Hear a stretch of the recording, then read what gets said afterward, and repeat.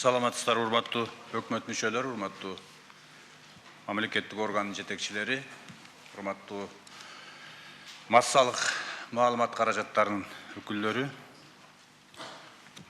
Бүгүн өкмөттүн күн тартибинде 3 маанилүү маселелерди койдук.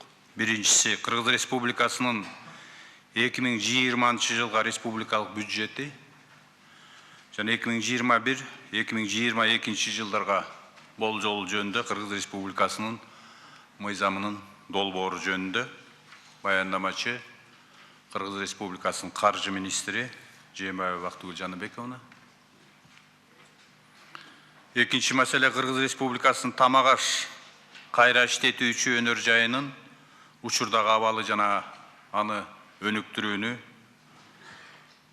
маселеси боюнча баяндамачы Кыргыз Республикасынын айыл чарба, тамак аш өнөр жайы жана мелиорация министри Чодуев Эркинбек Урайымович. Үчүнчү маселе Кыргыз Республикасынын экономика тармактарын жана калкын 2019-2020 жылдын күз-кыш мезгилине даярдоонун жүрүшү тууралуу баяндамачылар Кыргыз Республикасынын өнөр жай, энергетика жана жер казынасын пайдалануу мамлекеттик комитетинин төрагасы Осмонбетов Эмил Кубатович, кошумча баяндамачы Улуттук энергетикалык холдинг компаниясынын акционерлик коомунун төрагасы Назаров Айтмамат Кошоевич. Макул болсоңуздар, анда жыйындын күн тартибин, анан регламентин бекитип алалы, өкмөт мүчөлөрү добуш берип коюңуздар. Азыр эми биринчи маселеге өтөөрдөн мурун мен биздин өкмөттүн мүчөсүн тааныштырып кетейин. Бизде жакында билим берүү жана илим министри жаңы дайындалды. Жаңы бизге коллега болуп Исаков Каныбек Абдываситович келди. Таанышып алыңыздар. Эми биздин коллегабыз жөнүндө бардыгыбыз жакшы уктук, жогорку кеңеште талкуулоо болду. Эң башкысы биздин эң орчундуу деген мамлекеттик саясаттагы маселе бул биринчиси адам, биздин жарандарыбыздын ден соолугу, экинчиси билим. Ошо билим жаатында сиздин келишиңиз менен көптөгөн өзгөрүүлөр, жылыштар, балдарыбызды тарбиялоодо, билим берүүдө жакшы жетишкендикке жетебиз деген үмүттөбүз. Ишиңизге ийгилик каалайм. Рахмат. Биринчи маселе көтөрүүдөн мурун мен өзүмдүн оюмду айтып койсом, салт катары. Биз үчүн эми абдан эң орчундуу маселенин бирөө бул сөзсүз түрдө бюджет. Өкмөт эң негизги мыйзамы болуп, Конституциядан кийин ушул бюджет мыйзамы боюнча иштейбиз. Мына 2 жылдан бери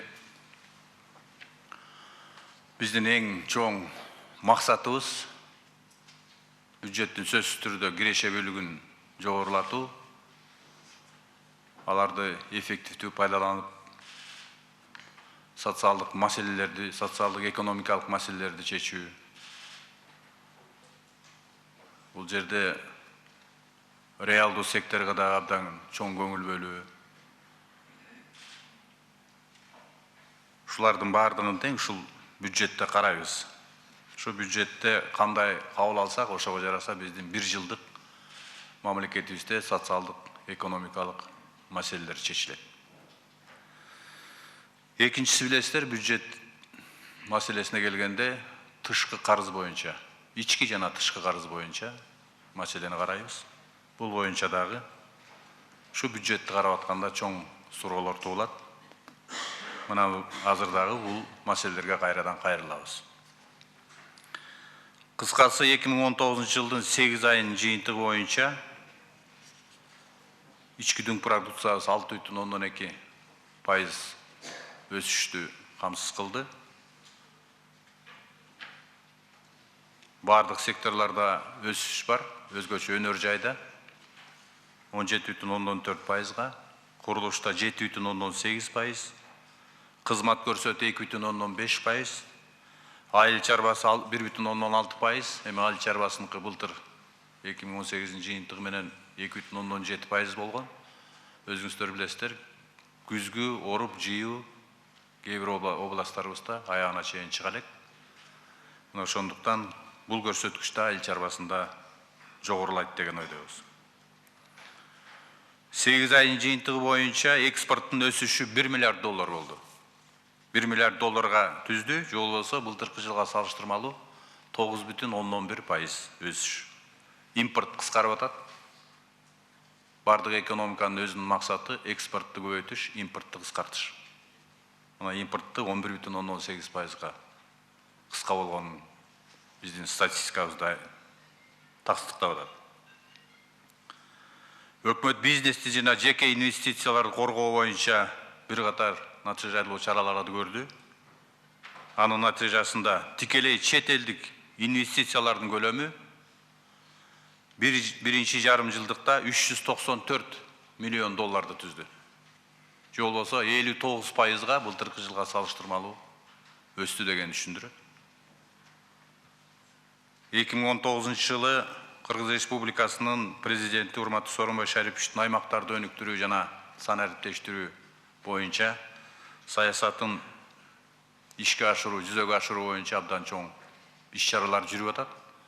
Аны ар бир министрлик, ар бир мамлекеттик орган өзү сезип атат. Эң башкысы биз ушул жарандарыбыз сезе турган, жарандарыбыздын муктаждыгын чече турган мамлекеттик кызмат көрсөтүүлөрдү алып келишибиз керек. Анан региондорду өнүктүрүү боюнча эми бул абдан чоң саясат. Бул боюнча да ар бир министрликтин өзүнүн ушул региондорду өнүктүрүү боюнча иш аракети, салымы жүрүп атат. Муну да биз кайра жылдын жыйынтыгы менен дагы кайрылабыз. 2020 жылга бюджетти мамлекет үчүн абдан ыңгайлуу жана өсүшкө алып келе турган ачык айкын системалуу бюджетке алып барышыбыз керек. Былтыркы жылга салыштырмалуу дагы өзүбүздүн ресурстар менен жашоо, өзүбүздүн ресурстар менен маселелерди чечүү боюнча иш-чаралар ушу 2020 жылдын бюджетинде да күчөп атат. Тышкы карыз алып, анан өзүбүздүн күнүмдүк чыгымдарга коротпойбуз деген саясат күчөп баратат. Муну да азыр биздин каржы министрибиз айтат. Киреше 163,7 миллиард сом деп болжолдонуп атат. Чыгашабыз 173,6 миллиард сом. Дефицит 9,9 миллиард сом болот, же болбосо 1,15% дефицит. Ички дүң продукцияга карата. Былтыр ошо 2%-дын тегерегинде болчу, азыр мынакей 1,15%га түшүрүп атабыз. Булардын бардыгын тең өзүбүз тапкан каражаттар менен көрсөткүчтөрдү жакшыртып атабыз. Буга дагы сиздердин көңүлүңүздөрдү берип кетем. Киреше бөлүгү боюнча мамлекеттик бюджеттин салыктык түшүрүүлөрү 11,15 миллиард сомго көбөйүп атат. Мисалы үчүн ички дүң продукциясынын өсүшү 1,15%-дын тегерегинде болсо, бюджетибиз 8,16-9%-га чейин көбөйөт деп атабыз. Бул дагы ошол биздин иш-чараларыбызга абдан максаттарыбызга абдан чоң өбөлгө болот. Анын ичинде салык кызматы боюнча 10%-га өсө турган планды кабыл алып атабыз. Же болбосо 8,15 миллиард сом. Ушул 19 жылдын бекилген бюджетине карата 8,15 миллиард сом бул салык тармагында гана болот. Бажы тармагында дагы абдан чоң кыйынчылыктар бар. Атаандаштык бар биздин өнөктөштөрдүн ичинде. Ошого карабастан 3 миллиард сомго дагы көбөйтүп атабыз. Быйылкы аткарыла турган пландын үстүнө дагы кошулуп атат. Же болбосо өсүштү 6,12%-дан кем эмес камсыз кылат деп бажыга да, бажы кызматына дагы тапшырманы берип атабыз. Бул киреше бөлүгүн көбөйтүү боюнча мына абдан чоң иш жүрдү, эми көбү билген жок, фискалдаштыруу боюнча. Биздин өнөктөштөрүбүздүн тажрыйбасын таанышып чыктык. Бул Кытай мамлекетине барып чоң группа барып таанышып келди, алар да жардам берип атат. Россия Федерациясына барып, алар менен дагы бюджетинен колдоо берип, мына муну дагы ишке ашырабыз деп, быйыл дагы абдан чоң иштер болду. Бул электрондук счет фактура, есеп фактурасын кийрүү боюнча азыр пилоттук иш-чаралар жүрүп атат, туурабы, Кабыл Кушбакович? Контролдук касса машиналар боюнча да абдан чоң фискалдаштыруу. Бул мунун баары баягы саналып жашоо системасына кирип атат да. Анан 20-жылы бизге эң чоң милдет бул кээ бир товарларды биздин өнөктөштөр менен бирге маркерлөө системасы кирген атат. Буга да абдан чоң. Булардын баары тең биз ойлойбуз, ошол биздин бюджетибиздин киреше бөлүгүнө абдан чоң салымдарды кошот деп ойлойбуз. Ачыктык алып келет. Контрабанда жолу менен кирип аткан товарларды кыскартат. Жашыруун эсеп алынбай, салык төлөнбөй чыгып аткан товарлардын санын кыскартат. Бул 20-жыл бизге ушул фискалдаштыруу боюнча абдан чоң максаттарды коюп, ишке ашырууга алып келет деп ойлойм. Чыгаша бөлүгү боюнча абдан чоң максаттарыбыз бул мугалимдердин айлыгы мына 1-октябрдан баштап көтөрөбүз. Быйыл 3 айга 1 миллиард 700 миллион сомдун тегерегиндеги акча каражаты сарпталат. Ошонун эсебинен, жогорулатуунун эсебинен 2020-жылга 7 миллиард сом мугалимдердин гана айлыгына кетет. Көтөрүлгөн мугалимдердин ошончо айлыгына бюджетке келе турган оорчулук 7 миллиард сомду түзөт. Мындан тышкары укук коргоо органдарын реформалоо боюнча абдан чоң иштер болот. Кээ бир учурларда айлык маяналар көтөрүлөт. Мына ушуларга дагы 2,13 миллиард сомду пландаштырып атабыз. Патрулдук милиция боюнча, пробация боюнча, соттук реформалар боюнча миллиондогон акча каражаттарын ага да карап жатабыз. Мындан тышкары билесиздер, 2020-жыл бизде эң чоң саясий иш-чара болот. Бул Жогорку Кеңештин шайлоосу. Шайлоого да биз 1 миллиард 200 миллион сомдой акча каражатын карап атабыз. Шайлоонун өзүнүн баасы 1 миллиард 200 миллион сом бюджеттен каралат. Бул мыйзам чегинде. Мындан тышкары эл каттоо болот. 240 миллион сом карап атабыз. Эмдиги жылкыга. Дүйнөлүк көчмөндөр оюну болот. Ага дагы биздин бюджетибизде карап атабыз. Андан тышкары эң чоң спорт жаатындагы Токиодо Олимпиада болот. Жайкы Олимпиада оюндары жүрөт.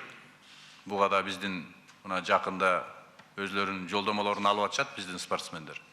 Булардын баарына тең ушул бюджеттен акча каражаттары каралып жатат. Маданият жаатында быйыл ушу кино тартканга маданият жаатына да акча каражатын бөлүп атабыз. Биздин кинорежиссерлор, чыгармачыл адамдарыбыз дагы акча каражатына муктаж болуп, биз ушу бюджеттен биринчи жолу карап берели деп атабыз. Анан жана мен айтып кеткен тышкы карыз. Тышкы карызыбыз боюнча мына 2018-жылы ички дүң продукцияга 48% кылганбыз. 2019 жылдын жыйынтыгы менен 46,5%га түшүрөбүз тышкы карызды. Жаңы кабыл талкуулай турган бюджетибиздин алкагында 43,5%га же болбосо 3%га да түшүрөлү деп атабыз. Мунун баарын тең ошол баарыбыз жапатырмак иштеп, үнөмдөп, туура эмес экономикадагы көрүнүштөрдүн баарын кыскарткан үчүн, коррупциялык көрүнүштөргө мына президентибиз баш болуп күрөшкөн үчүн мына ушундай жетишкендиктерге жетип атабыз. 3%га түшүрүш тышкы карызды бул абдан чоң кадамдар деп ойлойм. Ушинтип биз 5 жылга чейин ушундай темп менен бара турган болсок, тышкы жана ички карызды минималдаштырганга, бюджетибизге оорчулук алып келбегенге жеткизебиз биз. Мындан тышкары өзүңүздөр билесиздер, жакында $77 миллион Centera Gold Inc. компаниясын алдық. Стратегиялық мақұлдашу күшіне кірді. Бұл қаражаттарды өзінше есептейміз. Өзінше есептеп, өкмөттің есебінде қаржы министрі арқылы, бюджет арқылы өткөрілген механизмдердің барын іштеп жатабыз азыр. Фондтордың жобаларын бекіттік. Анан азыр қандай қайсы жолдорго социалдық объектілерді құру, экология жаатында, жаратылышты қорғоо жаатында, коммуникация жаатында ошол акчалар колдонот. Бул 5 миллиард сомдун тегереги болот. Муну дагы биз азыр талкуулаганга 2020 жылга өзүнчө статья менен киребиз. Бул өзүнчө булак болот. Бу да биздин өзүбүздүн жетишкенибиз деп ойлойм. Кыскача ушундай, урматтуу катышуучулар. Бизде селект неме болуп атат, райондун жетекчилери, область жетекчилери баары көрүп атат да, баары катышып атат да. Анда эмесе, урматтуу катышуучулар, сөздү каржы министрине берели биринчи маселе боюнча. Урматтуу Мухаммедкалый Дүйшекевич, урматтуу жыйындын катышуучулары, кичине тамам ооруп калыптыр, кечирим сурайм. Кыргыз Республикасынын 2020 жылга республиканын бюджетин долбоору жана 2021-22 жылдарга болжолу финансы министрлиги тарабынан Кыргыз Республикасынын бюджеттик кодексине ылайык даярдалган бюджеттин долбоору Кыргыз Республикасынын 2020 жылга бюджеттик резолюциясында жана 21-22 жылдарга болжолунда аныкталган негизги артыкчылыктарды жана багыттарды Кыргыз Республикасынын өкмөтүнүн биримдик ишеним жана жаратмандык программасын ишке ашыруу боюнча 2019-23 жылдарга Кыргыз Республикасынын өкмөтүнүн планын эске алуу менен иштелип чыккан. Бюджет долбоорун эсептөө негизинен 20-22 жылдарга Кыргыз Республикасынын фискалдык саясатынын негизги багыттарынын параметрлери алынган. Фискалдык саясаттын негизги багыттарын долбоорунда 20-22 жылдарга ички дүң продукциянын реалдуу өсүш темпи 5%, 4,1%, 4,7% деңгээлинде болжолдонууда. 2020 жылга мамлекеттик бюджеттин жалпы кирешелери 183,7 миллиард сомду түздү. Мурунку мезгил менен салыштырганда өсүү темпи 107,8% түзөт. 21 жылы 186 миллиард сом, 22 жылы 191,3 миллиард сом. 20 жылга мамлекеттик бюджеттин жалпы чыгымдары 193,6 миллиард сом түздү. 21 жылы 194,8 миллиард сом, 22 жылы 197,1 миллиард сом. 20 жылга мамлекеттик бюджеттин жалпы кирешелери 163 миллиард сом түздү. 21 жылы 164,9, 22 жылы 169,2 миллиард сом. 20 жылга мамлекеттик бюджеттин жалпы чыгымдары 173,7 миллиард сом, 21 жылы 173,5 миллиард сом, 22 жылы 175 миллиард сом болуп түздү. Республикалык бюджеттин тартыштыгы жыл сайын азаюу менен пландалууда. ИДПга карата 20 жылы 1,5%, 21 жылы 1,2%, жана 22 жылы 0,8%. Мамлекеттик инвестициялардын гранттарын эсепке алганда республикалык бюджеттин кирешелеринин жалпы көлөмү 20 жылга 163,7 сом суммасында каралууда. Номиналдык туюнтуда 19 жылдын бекитилген бюджетине салыштырмалуу республикалык бюджеттин кирешелери 7,8%га көбөйөт. 20-22 жылда мезгилинде республикалык бюджеттин кирешелери тиешелигине жараша 164,9 сомду жана 169,2 сомду түзөт. Анын ичинен таблицада көрүнүп турат. Салыктык кирешелер 20-жылга салыктык эмес кирешелер 20-21-22 жылга салыктык эмес кирешелер, расмий трансферттер. Өзүңүз көрүп турасыздар, расмий трансферттер жыл сайын азайып турат. Анткени бул көбүнчө чет мамлекеттен келген гранттар. Урматтуу Мухаммед Душикевич айткандай, биз азыркы күндө көбүнчө өзүбүздүн кирешелерге көңүл буруп, ошондуктан мына киреше жагы салыктык кирешелер көбөйүп, бирок расмий трансферттер азайып турат. Бул мына графикте жакшы көрүнүп турат. Жылдан жылга кандай өсүш болуп атат. 20-жылга республикалык бюджет 173,7 миллиард сом суммасында каралууда. Анын ичинен учурдагы бюджет 139,2 миллиард сом түзөт. Капиталдык чыгымдар 33,6 миллиард сомду түзөт.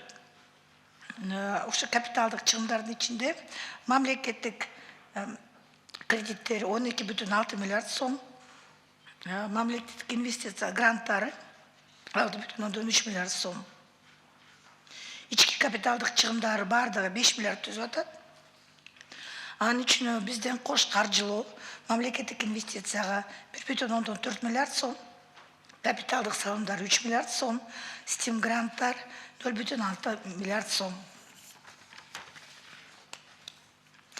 20-жылы жалпы маанидеги мамлекеттик кызмат көрсөтүүлөр 55,8 миллиард сомду түздү.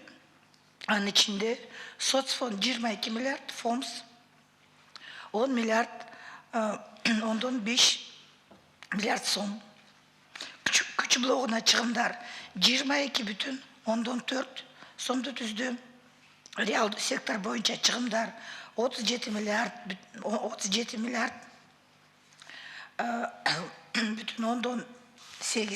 миллиард болуп атат.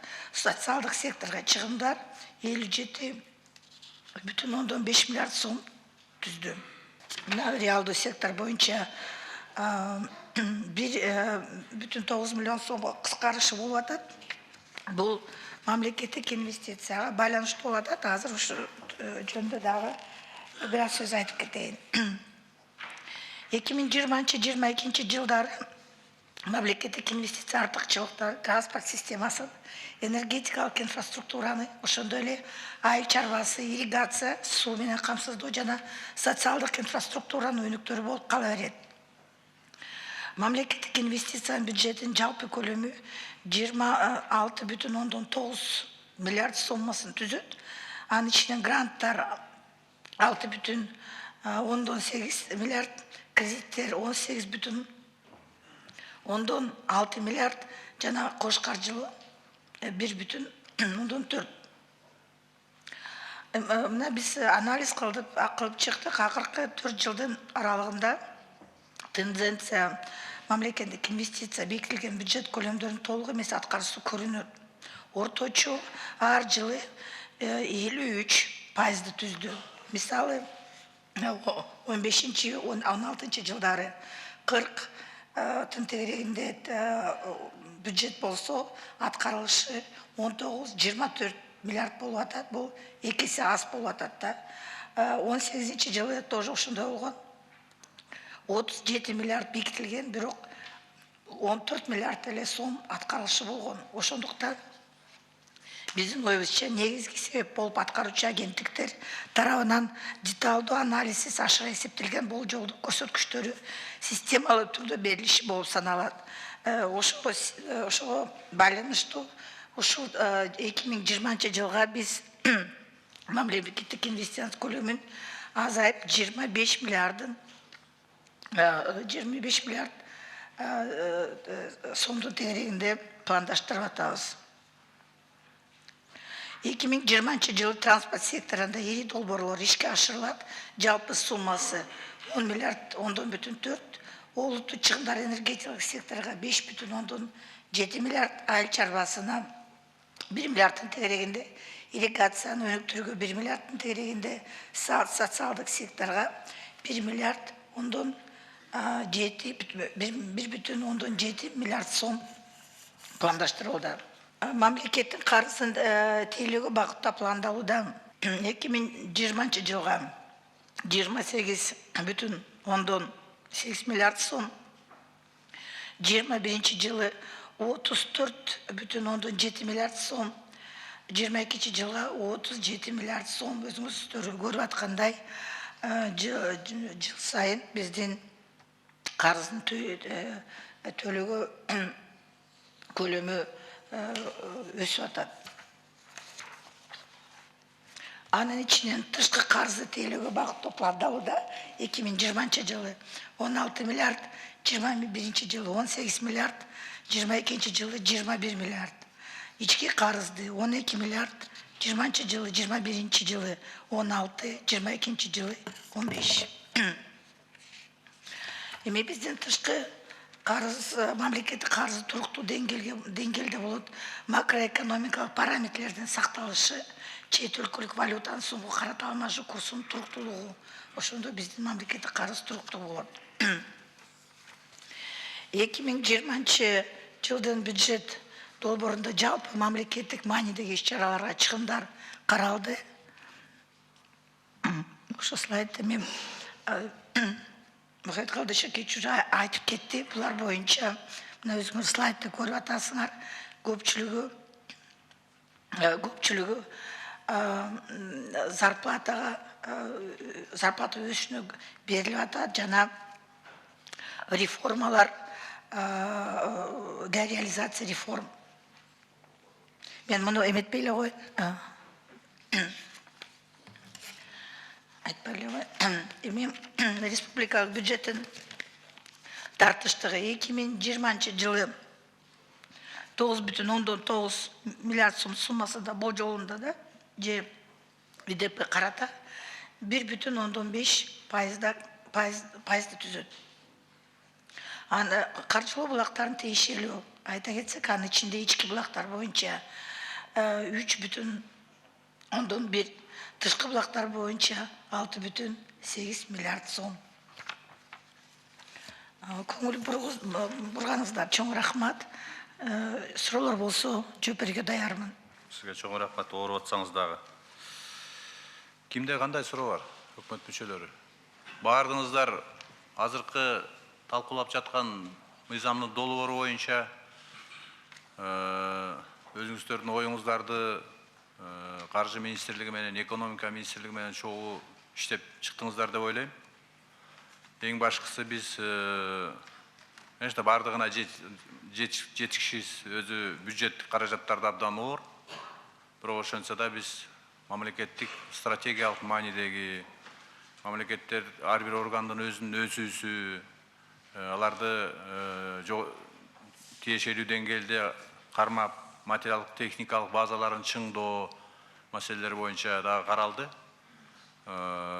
Бизге берген маалымат боюнча санариптештүү боюнча дагы Бактыгүл Жаныбековна канча акча каражат карадыңар? 500 миллион сом каралды санариптештүү. Быйылда 500 миллион дедик эле.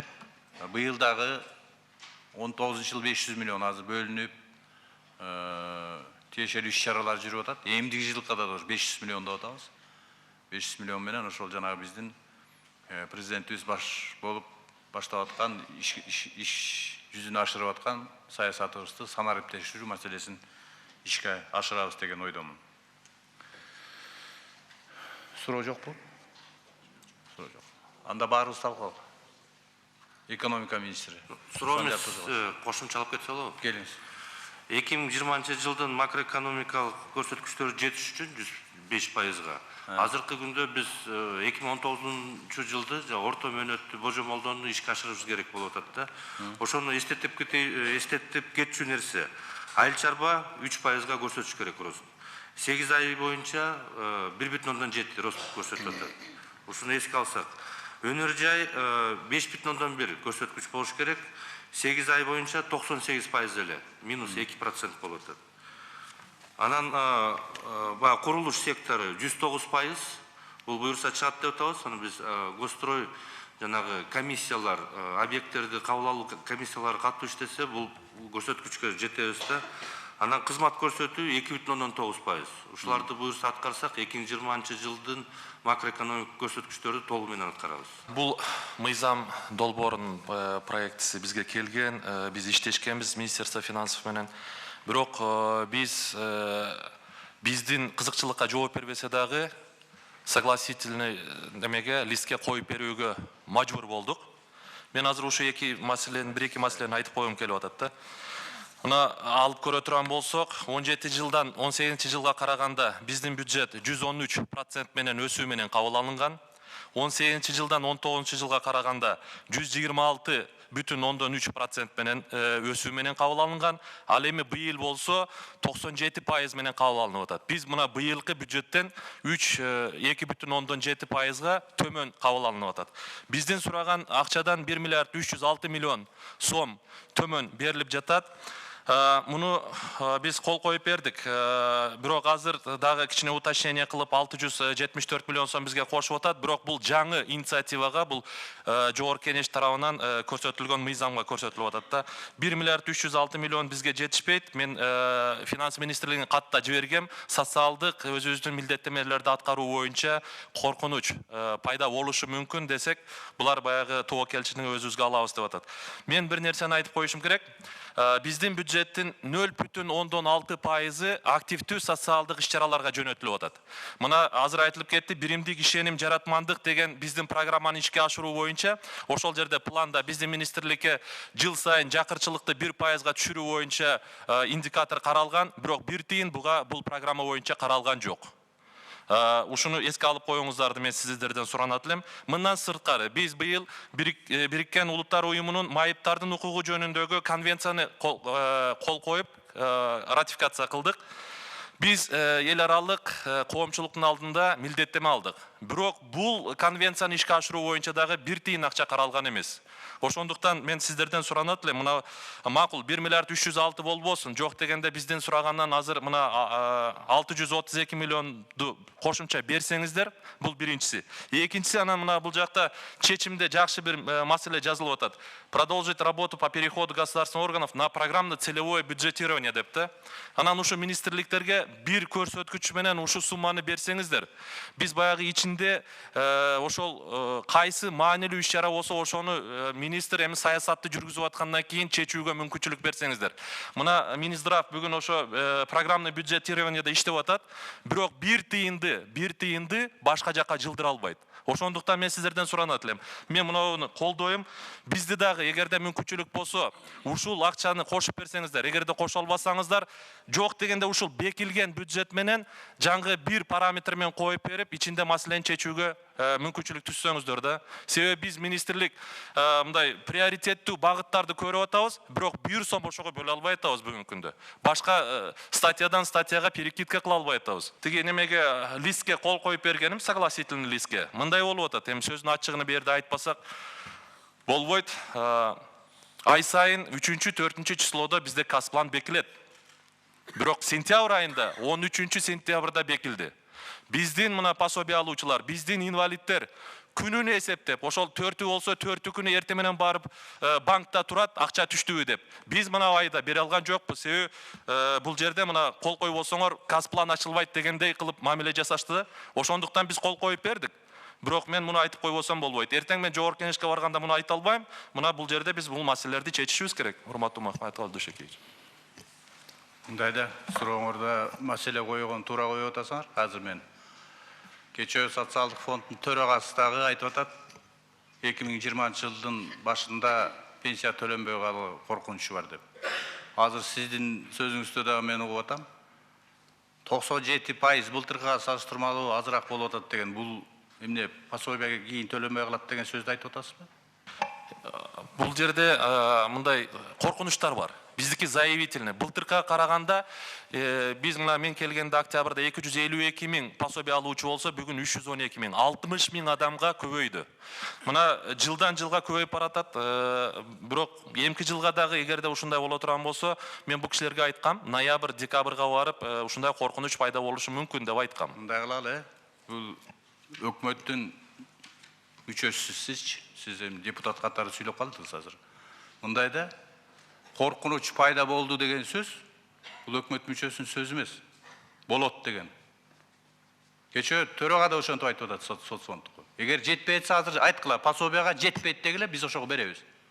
А силердин жана 1 миллиард сомду экономия кылганыңар, мурун дареги жок, туура эмес пособиялар берип жүргөн экономия кылдыңар да. Туурабы? Мында туура кылыш керек да, мунун баары туура айтыш керек. Эл угуп атат азыр. Бизге 97% берип атса, анда 3% пособие албай калат деген сөздү айтып атасыңар азыр. Мындай сөздү айтканда туурасын айтып жүргүлө. Биз азыр социалдык маселелерди чечкенге бардык каражатты жумшайбыз. Жана кечээ сиз экөөбүз сүйлөшкөн 4-5 маселени мен колдодум, туурабы? Аны колдойбуз, азыр чечим чыгарабыз. Бюджетке да аны карайбыз. Жаңы бюджет азыр жаңы талкууланып атат. Мындай социалдык маселеге келгенде сөздү айтканда этият бололу. Пособие, пенсия, айлык, социалдык төлөмдөр убагында көбөйгөн, мыйзамда каралган учурда берилет. Азыр берилбесе дагы тактагыла, мына азыр 2 күн бар. Жогорку кеңешке мыйзамдуу долбоор барганга чейин. Жетпей атса айткыла. Мага берген маалымат боюнча бардыгы жетет, туурабы? Жана сиз айтып аткан активный жанагындай иш-чараларга аны бюджеттин акыбалына жарап туруп карайлы. Вот 1 миллиард айтып атпайсызбы?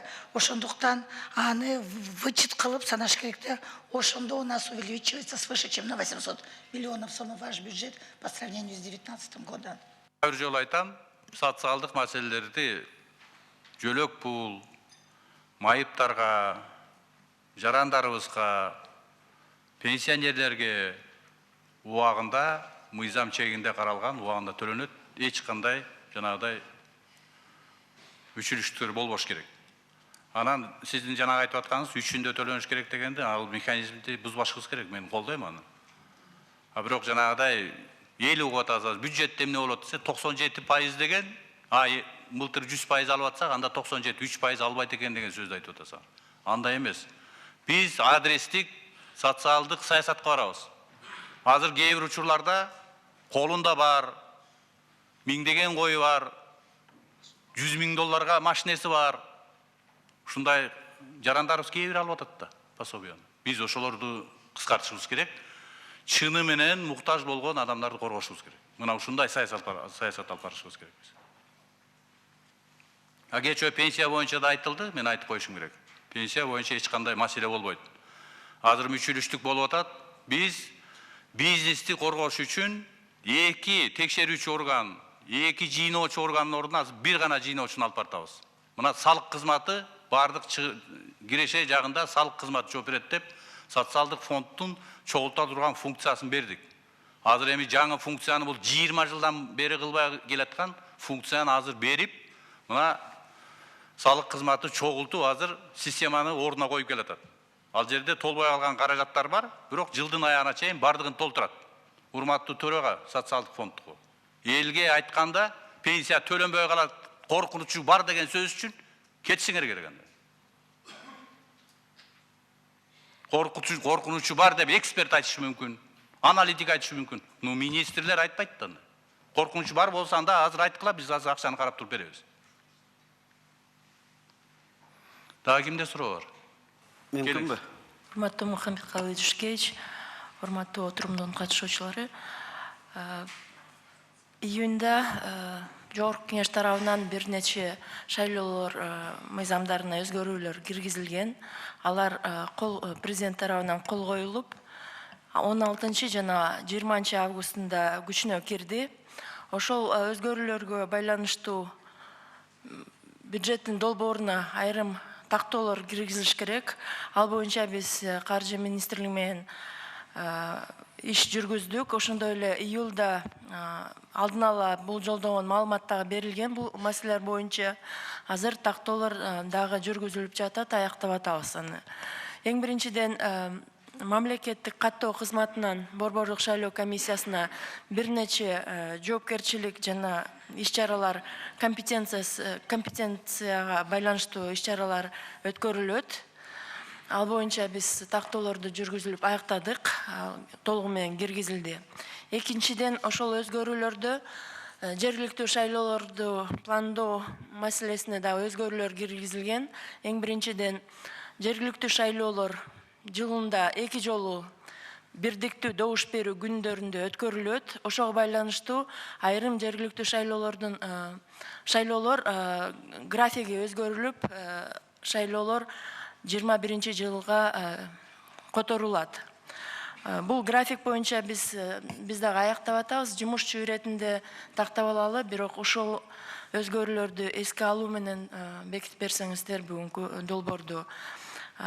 Айрым чыгашалар 20 жылга кошулат, айрым чыгашалар 21 жылга которулат. Биз жумушчу иретинде муну тактап алабыз деталдарын. Үчүнчү, Минсоцразвитие айтып кеткендей, инвалидтердин укуктарынын конвенциясы ратификацияланган. Ошого байланыштуу биз өкмөт менен чогуу ишти алып барып атабыз. Конституциялык мыйзамга ылайык бардык шайлоо участкалары пандус менен камсыз кылыныш керек.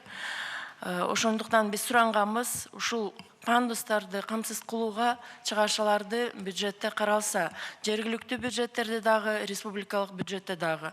Бул боюнча бардык органдардан бизге маалымат толук келип түшө элек, бирок ушул жерде дагы айтып коет элем, ошол чыгашаларды кийинки жылга карап, бардык шайлоо участкаларды ушундай жеткиликтүү кылып, пандус менен камсыз кылууга чыгашалар каралса деп. Ушул сунуштарды эске алууну суранабыз. Рахмат. Бул жерде да акча каражаттан карашыбыз керек экен. Сизге 1 миллиард 200 дегенин ичинде оптималдашып карап чыгыш керек.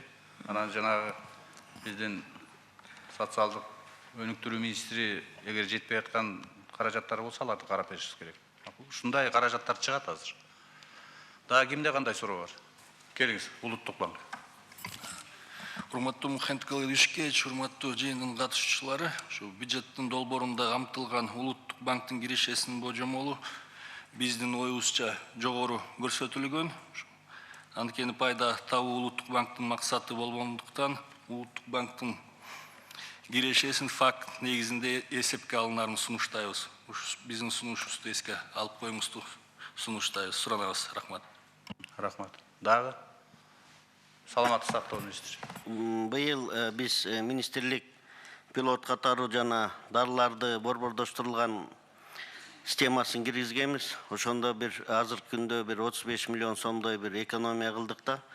Бирок анын эффективдүүлүгү көрүнбөй калып атат. Эгер мүмкүнчүлүк болсо ушул 2020-да биз да ушуну эффектисин көрүш үчүн бир борбордоштурулган бир акчаны бөлүп койсок, эмчим дегенде бүгүн биз жана электрондук дары базасын уже жана портал менен интеграция жүрүп атат. Буюрса эмдиги жылы уже дарылардын бүт көзөмөлүн сатып алысын карайбыз да. Ошондуктан ошол маселени мүмкүнчүлүк болсо бир карасак. Анан экинчи бизде жана гемодиализ боюнча негизи да бул жактан да биз экономия кылдык. Жылдын башында бир услуга 6000 сом төлөсөк, бүгүн азыр бирдиктүү бир эреже жасап 4700-гө түшүрдүк. Мына ошонун алкагында 150 киши бүгүн биз бекер гемодиализге киргиздик да. Бирок эмдиги жылы мына көчө жакында бизде очередь жок болсо, мына 5 күндө 10 киши туруп калды. Андан тышкары ошо бир 135 миллиондон дагы кошумча каражат керек. Экинчиден дагы биз эмдиги жылга 2 больницада курулган атат, аларды да киргизебиз. Аяка да кошумча акча керек. Аны биз азыр эсептеп атабыз. Эгер мүмкүн болсо, жана бюджетти карап атканда кошумча акча талап кылынат да ушуларга. Ошонун баягы бюджет болгондо ошондо карап койсок. Анан анча-мынча кичине тастыктар бар, бирок Бактыгүл Жаныбектин болушунча биздин министрликти колдоду, бирок калганын мен баягы проект карап атканда тастап киргизебиз деген чоң ойдомун. Рахмат. Рахмат. Сизден дагы Космос Сариевич күтөбүз да реформаны. Конечно, социалдык сферага акча каражаты абдан чоң керек. Бул барлык мамлекеттерде ошондой. Ошончо да саламаттык сактоо тармагындагы жана биринчи деңгээлдегини быйыл жазадык. экинчи, үчүнчү деңгээлде мына 20-жылы реформаны жасашыбыз керек. Бизде кайсы жерге нааразы? Бул билим берүү жагына, анан саламаттык сактоо системасына. Элдер күнүгө барат, балдар дарыланат, адамдар өзлөрү дарыланат, улгайган кишилерибиз барат. Ушулардын баары күнүгө барып сиздерден кызмат алып атат. Ошолордон мындай жакшы сөз уккан реформаны алып келишибиз керек. Ошонун ичинен дагы оптималдаштырып, жанагындай рыноктук бир механизмдерди кийрели да. Азыр бизде төлөбөй барып бекер дарыланат деген нерсени элдерден сурап көрүлөчү. Бардыгы бир нерсе алып барып төлөшөт да. Каяка төлөнүп атат? Ал бюджетке төлөнгөн жок. Силер ушул механизмдердин баарын ачыкка чыгаргыла. Эмне үчүн элибиз айтып атат, өкмөттө реформа жок деп. Мына силер кылышыңар керек. Акчаны сурап, муга жумшайм, тигиге жумшайм деп отуруп бериш оңой, а реформа кылыш керек. Ичиндегилердин баарын оптималдаштырыш керек. Эффективдүү иш-чараларды, механизмдерди кийришибиз керек. Азыр миллиарддаган сомдор саламаттык сактоосунда болуп атат. Ошого 35 миллион, анан 40 миллион деп сураш. Мен ойлойм, ичибизди карап чыгышыбыз керек да, Космо Сарович. Жанагы айткан суроолор болсо, азыр дагы карайлы. 3 күн убакыт бар. Социалдык өнүктүрүү менен саламаттык сактоо министринин сунуштары. Дагы кимде кандай суроо бар? Келиңиз. Мухаммед Душкевич, сиз туура айтып атасыз, оптималдаштыруу боюнча мына мен бир эле мисал келтирип кетейин. Мисал үчүн саламаттык сактоо министрлиги дары-дармектерди сатып алууда борбордуктукка барды, миллион деген сом экономия болду. Ошондой эле эмелерди биз болсо азыр талап кылып атабыз. Билим берүү министрлигинен дагы чыгымдарды карап чыгуу боюнча мына жаңы министрге дагы талап коюп атабыз. Ошол эле ар бир райондун бюджеттерин, мына ошол эле стандарттык бюджеттик жанагы стандарты бюджетное финансирование мектептерде. Аларда азыр жумушчу топ түзүп, кайрадан карап чыгалык деп атабыз. Бактылуу Жаныбековна, сиз дагы өзүңүз ошол жумушка бир мындай жакшылап аралашып, министрликтин дагы кызматкерлери ал жерде бар. Инклюзивдик билим берүү боюнча мына концепцияны кабыл алдык. Аныбыз дагы ийгиликтүү ишке ашыш керек. Ошол эле мына персоналдык ассистент дегенди биз киргизип, мен ойлойм, абдан чоң мындай бир көп жылдардан бери күткөн маселе чечилип калды. Мына конвенция жөнүндө айтсак, бул жерде Бишкек менен Ош шаарынын мэрлери дагы отурат. Бул жерде ушул республикалык шаарлардан суранып кетет элем, бюджетиңерди карап атканда, анысы деле мына светофорлор коюлуп атат, разметкалар жасалып атат, автобустар алынып атат. Ошолордун баарын ошол конвенцияга ылайыктап алсаңыздар. Ошол эле звуковые светофоры, автобустардагы мындай низкопольный дегендей, ошолор жөн эле мына республикалык бюджет караш керек деп, именно жергиликтүү бюджеттен инфраструктурага карап атканда ошону бир эске алсаңыздар. Чоң мындай бир маселе азыр чечилген турат, пландар бар. Ошол жана интернаттык мекемелерди дагы оптимизациялоо, ал жерде дагы бир топ, мен ойлойм, акчалар дагы оптималдаштырат, балдар дагы жакшы ыңгайлуу шарттар түзүлөт балдар үчүн. Ошондуктан мен ойлойм, биз жанагындай социалдык эч кандай мындай коркунучтар болбойт деп ойлойм. Баары тең эсептелинген. Кээ бир жылдары балким мындай прогноздор туура эмес болуп, көбүрөөк каралып калган. Аларды дагы азыр калыбына келтирип атабыз. Эң негизги биз болсо бардык министрликтер дагы өзгөчө социалдык тармактагы министрликтер азыр болсо биз жанагы өзүбүздүн чыгымдарыбызды бүт санап оптималдаштырууга барып атабыз. Бүт экономия болгон акча жанагы чечилбей келаткан маселелерге жумшалат. Урматтуу Мухаммед Душкевич, аз мына бюджет каралып атканда мен да бир Ош шаары боюнча көйгөй бар эле айтып, ушу протоколго киргизип тапшырма берип койсоңуз жакшы болот эле. Мына 2019 жылга биздин Ош шаарынын жылуулук камсыздоо ишканасына мына калкка мамлекеттик тариф боюнча ушул жылуулук берүү боюнча акча каралган, айырмасы бир 257 миллион экен да. Буну республикалык бюджеттен жылына 200 миллион сом каралган. Мына 2019 жылдын 1 январына карата биз ушул 100 миллион сом аласабыз бар экен. Бүгүнкү күндө 40 миллион берип калган 60 миллион 800 миң сом акча бериле экен да. Азыр биз мына Ош электро ишканасы күндүгө биз менен мындай ушул акчасы сурап кайрылып атат. Булар дагы ушул кызматкерлердин айлык акыларын бере албай атыптыр да. Анан кийинки жылкыга дагы ушул Бизди кыскартабыз дегендей кылып атат, бирок эми бул анда биз республика боюнча тарифти карап чыгабызбы кандай болот? Биз мына жергиликтүү бюджетке бир топ оруураак болуп калып атат да, мына 257 миллион айырма. Ушунда мына карызды чечип бербесек оруураак болуп атат. Анда суроо талап болбосо, биз анда чечимге өтөлү. Чечимге кимдин кандай сунуштары бар? Билесиздер, бул өкмөттүн токтому менен бекит мыйзамдын долбоору. Кимде кандай сунуш болсо, берсеңиздер болот. Эгерде сунуш болбосо, анда жана азыркы алдыда айтып кеткен коллегаларыбыздын сунуштары менен, ой пикирлер менен кошо чечимди кабыл алалы. Мына бүгүн, эртең 30 күн бар. Урматтуу министрлер, өзгөчө Улукбек Тойчубаевич, мына 3 күн бар. Министрлик менен иштеп, Алтынай Сейитбековна өзүңүз баш болуп, жанагы айткан маселелердин баарын карап чыгып, эгер керектүү каражат талап кылынса, анда кайра карап чыгышыбыз керек. Ал ичибизден өзүбүз жылдыра турган маселелер, эч кандай коркунуч болбойт деп ойлойм. Макулсуздарбы да чечим менен? Добушуңуздарды берип коюңуздар. Рахмат. Добуш кабыл алынды. Бул бюджет өзү ушундай маселе, бюджетти кароо, бул талаш тартыш. Ой пикирлер айтылат, себеби дегенде азыр кандай акча каражаты каралат, ошого жараша ар бир министрлик, ар бир мамлекеттик органдын саясаты жүрөт биздин экономикабызда.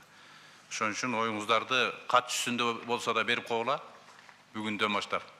Мына 3 күн министрлик, анан вице-премьерлер болуп отуруп бюджетке кол коюшат.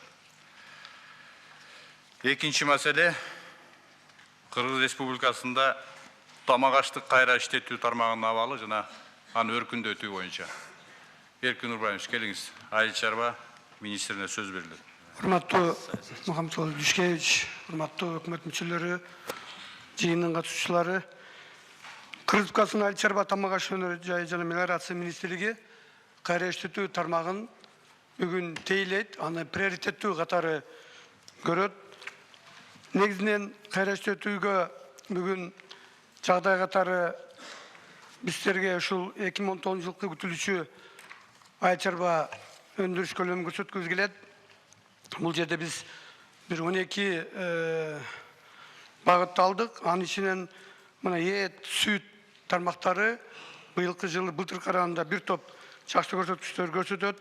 Ошондой эле дан өндүрүү тарабынан арпа, жүгөрү, чанактуу өсүмдүктөр жана мөмө жемиштер былтыр караганда бир топ көрсөткүчтөр жакшы. Мен муну неге айттым? Себеби дегенде кайра иштетүү тармагынын базасы катары ушул айыл чарба өндүрүш эсептелет. Ошол эле кезде бизде 11%дан 25%га чейин гана кайра иштетүү бүгүн ушундай иштетилип атат. Анан биз көрсөткүчтөрдү көрсөткүбүз келет. Былтыркыга салыштырмалуу, былтыры 29 миллиард 420 миллион сомдук кайра иштетүү тармагында көрсөткүч болсо, мына 8 айдын ичинде былтыр караганда бир аз жакшы динамикасы, бирок физикалык көлөмдөн индексинин динамикасы 100,3% көрсөткөнү менен сандык эсеби 18 миллиард 538 болуп былтыр караганда бийик. 2019 жылдын жыйынтыгы менен бул көрсөткүч былтыр караганда бир топ жогору болуп турган биз ишенип кеткибиз келет. Негизи тамак аш иштетүү тармагында көрсөткүчтөрдү биз 17 багыт менен алып барабыз. Ошол жерде биз бул жерде бир 6-7 продукцияны көрсөтүп атабыз. Бул жерде мына 8 айлыктын жыйынтыгы менен эт азыктары, сүт азыктары, мөмө жемишти кайра иштетүү, алкоголсуз суусундуктарды, минералдык жана башка бутылкада сууларды өндүрүү былтыркыга салыштырмалуу бир топ жакшы көрсөткүчтөрдү көрсөтүп жатат. Негизги биздин рынок катары биз Евразиялык экономика биримдиктин рыногун алабыз. Ошол бул жерде кайрыштуу, тамак аш кайрыштуу ишканаларынан бүгүнкү күнгө 87 ишкана кирди. Бул былтыр 66 болгон, быйыл 87-ге чейин жетип атат. Сүт продукциясын өндүрүүчү ишканалардан 23, термикалык иштетүүдөн өткөн эт азыктардын иштетүүчү ишканалардан 12, балды кайрыштуу 15, бал чогултуучу ишканалардан 25, улуттук суусундуктар сүт азыктарын өндүрүү 1 жана мал союучу жайлардан 3 ишкана бүгүн кирип отурат. Негизи кайрыштуу тармагында мамлекеттик колдоо жана анын пайдаланышы бүгүнкү күндө жакшы темпте көтөрүлүп атат. Силер жакшы билесиздер, Кыргызстандын өкмөтүнүн токтому менен 30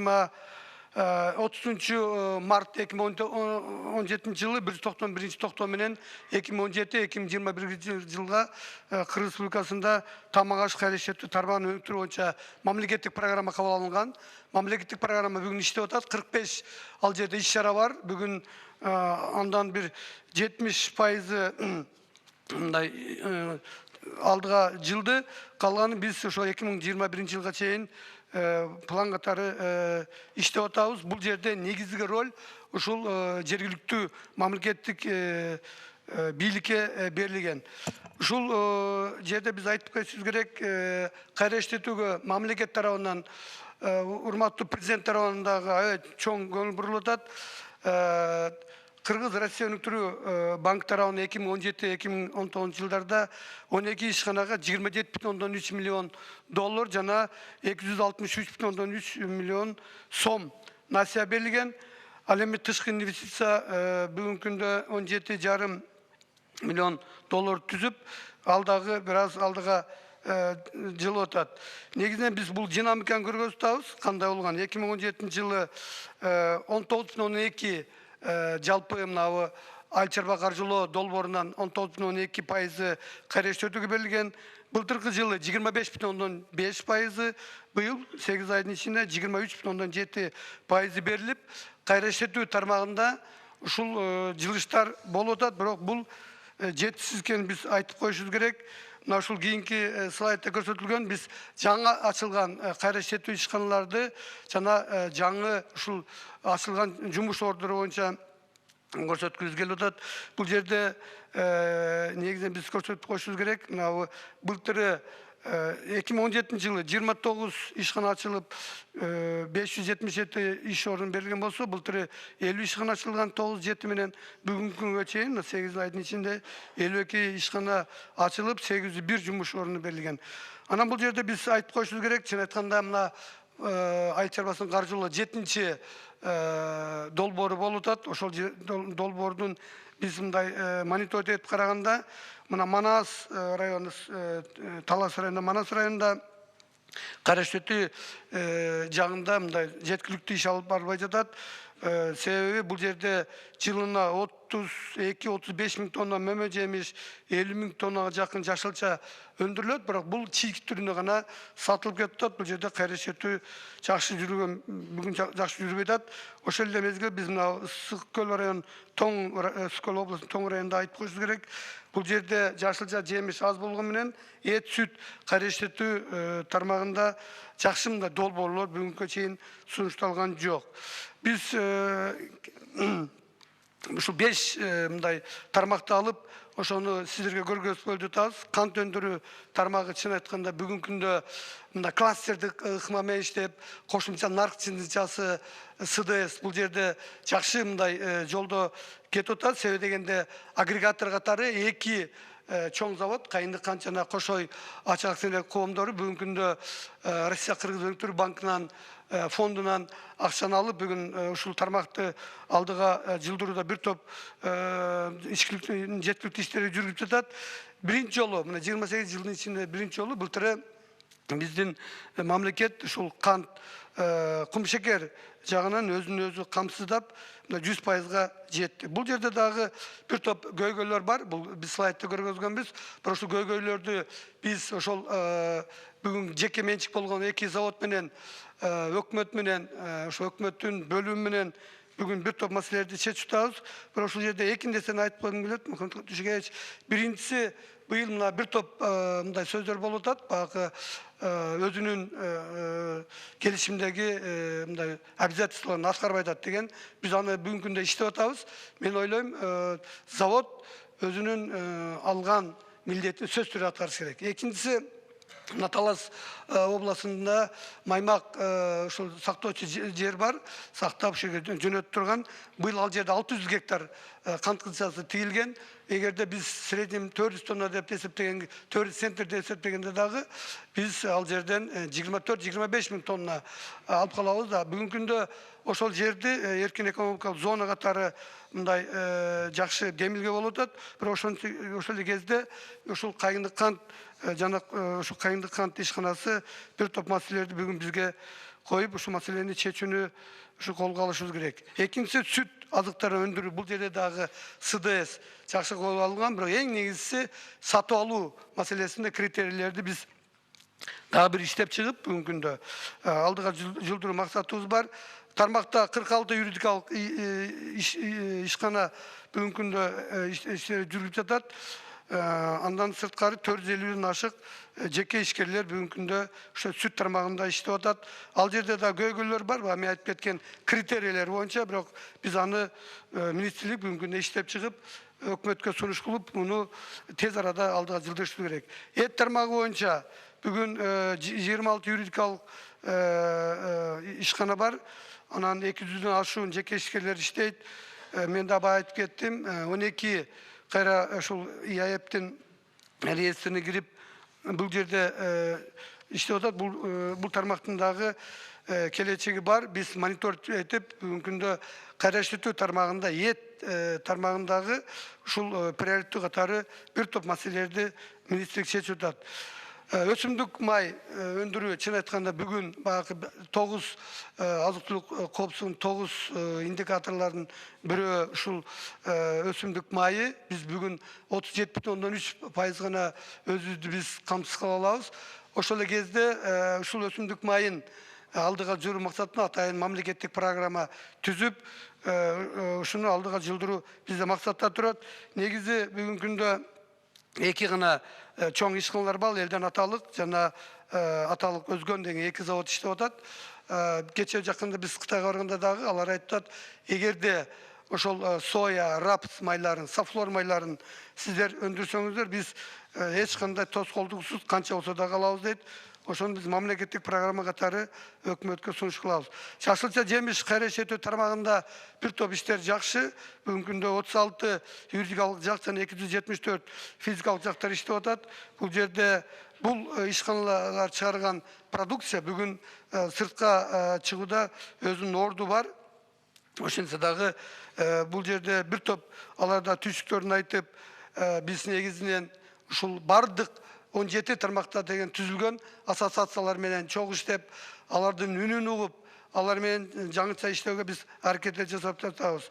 Анан сиз өзүңүз белгилеп кеткендей, негизинен тармактар иштегенден кийин бюджетке салык төлөмдөрүнүн көлөмү боюнча дагы айткым келип кетет.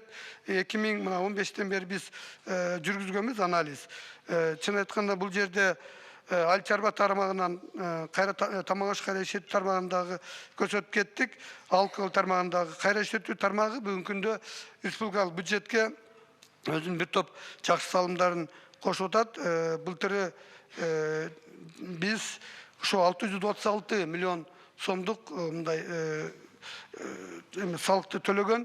Анан баягы өкмөт бүгүн аябай жакшы жардам берип, 80%га чейин кошумча нарык салыгынан, анан баягы прибыльдан бул биздин тамак аш кайра иштетүү ишканаларын бүгүн бошотуп, ошол жерде биздин баягы жөн гана чийги түрүндө эмес, кайра иштеткен түрүндө иштеп, ал жерде бюджетте толтуруу максатында, анан жумушчу орун, миграцияны токтотуу максатындагы бир топ иштеп болуп атканын белгилеп кетишибиз керек. Чын айтканда бир топ бул жерде дагы биз иштей турган кемчиликтер, проблема бар. Ошентсе дагы айыл чарба министрлиги башка биздин мамлекеттик органдарды, жергиликтүү бийликти ушул кайра иштетүү тармагына көбүрөөк көңүл бурsun деген ниеттебиз. Рахмат, сурооңуздар болсо жооп берүүгө даярмын. Суроо барбы? Келиңиз. Замир Баркович. Урматтуу жыйын катчылар, урматтуу Мухаммад Жукевич. Докладты окуп туруп бир да проблема жок экенин таң калып атабыз да, Айыл чарба ушул кайра иштетүү тармагы боюнчачы. Бирок мына Санжар Турдукожоевич айтып кетти, мына 2019 жылдын 8 айынын жыйынтыгы менен айыл чарбасынын ВВПнын структурасына 1,7% түзүп атат. А былтыр ушул көрсөткүч ушул күнгө 2,2% түзгөн да. Биз мына өкмөт бул жерден айыл чарба продукциясын кайра иштетүүгө, жалпы айыл чарбасын колдоого бир топ мыйзамдарды кабыл алып берип атабыз. Мына көптөгөн салыктардан бошотуп атабыз. Бирок ВВПнын структурасында өсүштү байкабай атабыз да. Сиздин докладыңызда бир да проблема жок болуп атат, бир да бардык өсүш, бирок стат комитет менен иштеп атканда бул жерде өсүштү биз байкабай атабыз. Эмне себептен бул көрсөткүчтөр болуп атат? Мына слайдта баардык нерсе көрсөткөн үчүн багы бүгүнкү көйгөйлөргө мындай слайдта көрсөткөн үчүн мен көп токтолгон жокмун, бирок сиз айткандай айыл чарба мына биздин өлкөнүн ВВПсында структурасында 15%га чейин гана болуп атат. Бул төмөн көрсөткүч, биз билип атабыз. Бирок былтыры 102,7% болгон болсо, быйыл 103%дан кем болбойт. Biz onu айтып кетишибиз келет. Анан проблема чын айтканда көп. Негизги проблеманы министрлик өзү ушул өкмөт менен, өкмөттүн бөлүмдөрү менен чогуу иштеп атабыз. Анан башка министрликтер менен дагы чогуу иштеп атабыз. Айыл чарбасында бүгүнкү болгон мамиле өкмөт тарабынан жеңилдетилген кредиттер боюнча башка маселелер боюнча бар. Жакшы эле, бирок негизинен айыл чарбасын биз реалдуу сектордун бир жакшы бир мындай тармак катары көрүшүн, мындан дагы мындай дыйкандарга жардам берүүнү биз күчөтүшүбүз керек. Алкоголь тармагы боюнча 13-жылдан тартып бир 4 эсе кыскарыптыр да. Бул эми бир четинен жакшы көрүнөч. Балким эл болсо ошо азыраак алкоголь суусундарын ичип калдыбы деген ойдо болоюн десем, бирок сиздин жазган эмеңизде жазып атат да бул жерде. Одной из главных причин снижения объемов производства является стабильно растущая доля теневого оборота депчи. Ушунча жылдан бери мына бизде Мухаммад Жукевич канча деген укук коргоо органдарыбыз бар. Ушул экономикалык кылмыштар менен күрөшүү боюнча баары эле бүгүн экономикалык жактан күрөшүүнү жүргүзүп атат, бирок ушул эмнегедир ушундай жазылып атат да. 4 эсе кыскарыптыр да. Мен ойлойм, өтө деле мындай азыраак ичип калды деп деле айта албайбыз. Пиводан алсак да, эмеден алсак дагы баардык жерде мына канча ресторан, канча магазиндер сатып атат. Бирок мен ойлоп атам, ушул эң негизги причина мына могу Көмүскөйдөгү жаткан эмелерде өндүрүп аткан, сатылып аткан. Мына мыйзамда кабыл алып бергенбиз, жанагы автоматташтыруу, маркировка боюнча аныбыз дагы ишке кирип атат. Бул жерде бир эле нерсе ойго келип атат. Балким ушундай күчтүү лобби ошол мыйзамды дагы ишке ашырбай атат деп. Мен ойлойм, бул жерде бардык отурган ушул күч органдардагы как сигнал болуш керек, экономика министрлиги, айыл чарба министрлиги көзөмөл кылган бардык ушул тармакка. Ал жагынан туура, чын айтканда акыркы жылдары ушул алкоголь тармагында бир топ биз показатель ылдышып кеткен, мойнубузга алышыбыз керек. 2017 жылы март айынан бизге ушул тармак өткөн. Жылына 1,5 миллион далга чейин чыгарып жүргөн, мисалы аракты алсак, бүгүнкү күндө 440-441 миң гана далга түшүп кетти. Биз быйылкы жылы бюджеттин толушуна 867 миллион сом каралган. Ошол арак тарабынан биз аны толук аткарып беребиз. Себеби дегенде биз жакында бул жерде субъективный, объективный факторлор аябай көп экенин көрүп, биринчи кезекте менеджерди ошол начальник управления алмаштырдык. Бүгүнкү күндө бир топ жакшы иштер болуп атат. Отставаниянда бир топ 2 айдын ичинде азайтып алдык. Жылдын жыйынтыгы менен ошол акциз арак боюнча 100%га аткарылат. Ал мен лично өзүм мойнума алам. Дагы кимде кандай суроо бар? Суроо жок болсо отура бериңиз анда. Мен өзүм оюмду айтып коеюн бул боюнча. Андан кийин чечимге өтөлү. Билесиздер, айыл чарбасы биздин регион. Урматтуу президентибиздин саясаты ушул айыл чарбасы регион менен экөө бир. Экөө кандай өнүгөт, ошого жараша регионубуз, анан социалдык маселелер чечилет. 70% элибиз айыл жеринде жашайт. Жалпы калктын 14% айыл чарбасы менен алектенет экен. Ал эми жана экономикалык жактан иштөөгө жарамдуу адамдардын 32%, же болбосо 500 миң адамдан ашыгы бул айыл чарбасы менен алектенет. Бирок карап турсак, азыр сайыз убагында мисалы 40%га чейин айыл чарбасында ички дүң продукциянын үлүшү болгон. Ички дүң продукцияда үлүшү айыл чарбасы. Азыр мына 15% мына жылдан жылга азайып баратат.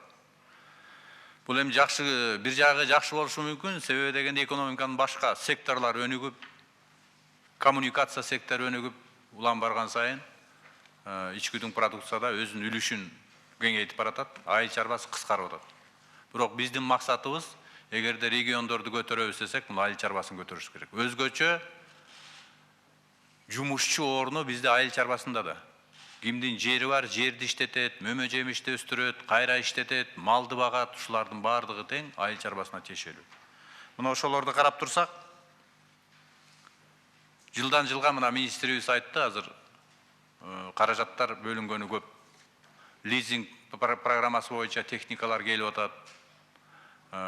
Негизги айыл чарбасына келе турган жанагы кайра иштетүүчү ишканаларга бардыгы салыктан бошогон.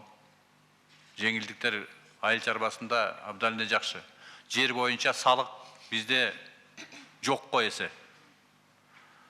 Кайра иштеткен айыл чарбасы өндүргөндөгү салык жок го эсе. Мына ушулардын баарын карап турсак, бизде мамлекеттик саясат туура эле жакка баратат.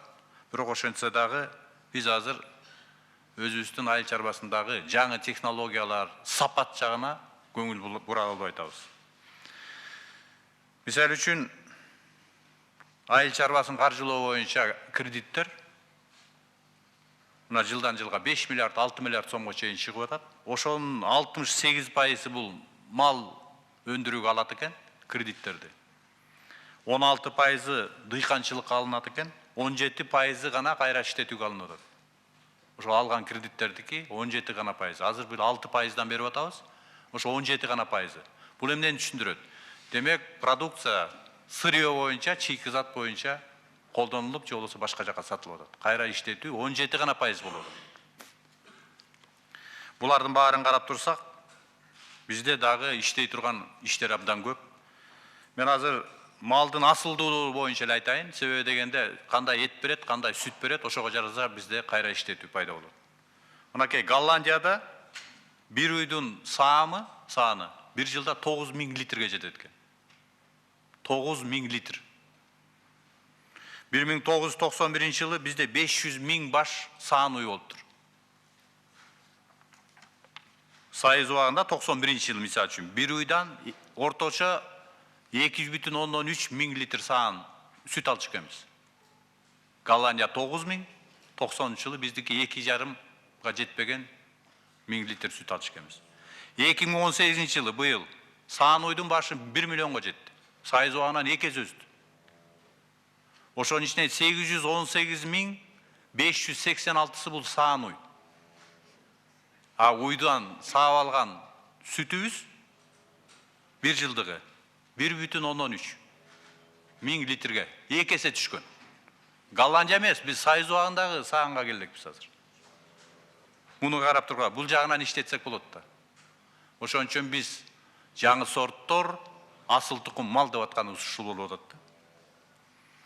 Азыр мынакей министрибиз айтып кетти, 87 айыл чарба азыктарын кайра иштеткен 87 ишкана биздин жалпы рынокко өзүнүн продукциясын сатканга укук алды.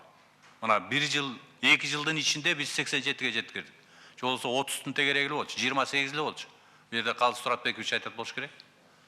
Азыр 87 ишкана болду. Ошонун ичинен 28 бал сатат тышка. Сүтү 23, балыкты 20 ишкана сатат.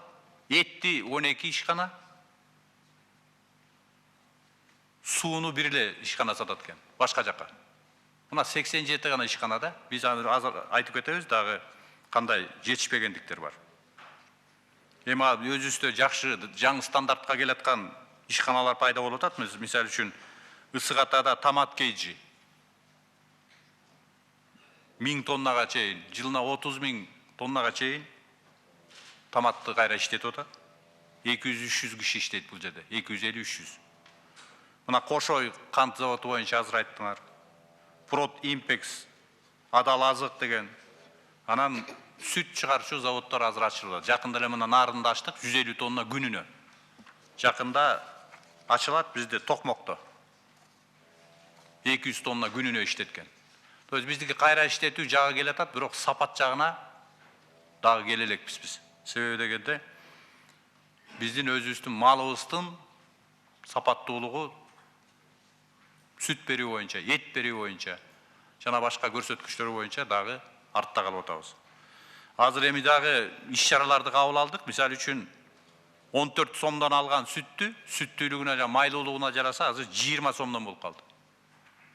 Ошо биздин жана кайра иштетүү ишканалары улам барган сайын конкуренция келатат, улам барган сайын сүттүн, эттин баасы чыгып келатат. Майлуулугуна жараша кээ бир сүттөрдү бизде райондордо 25 сомго чейин алып атат.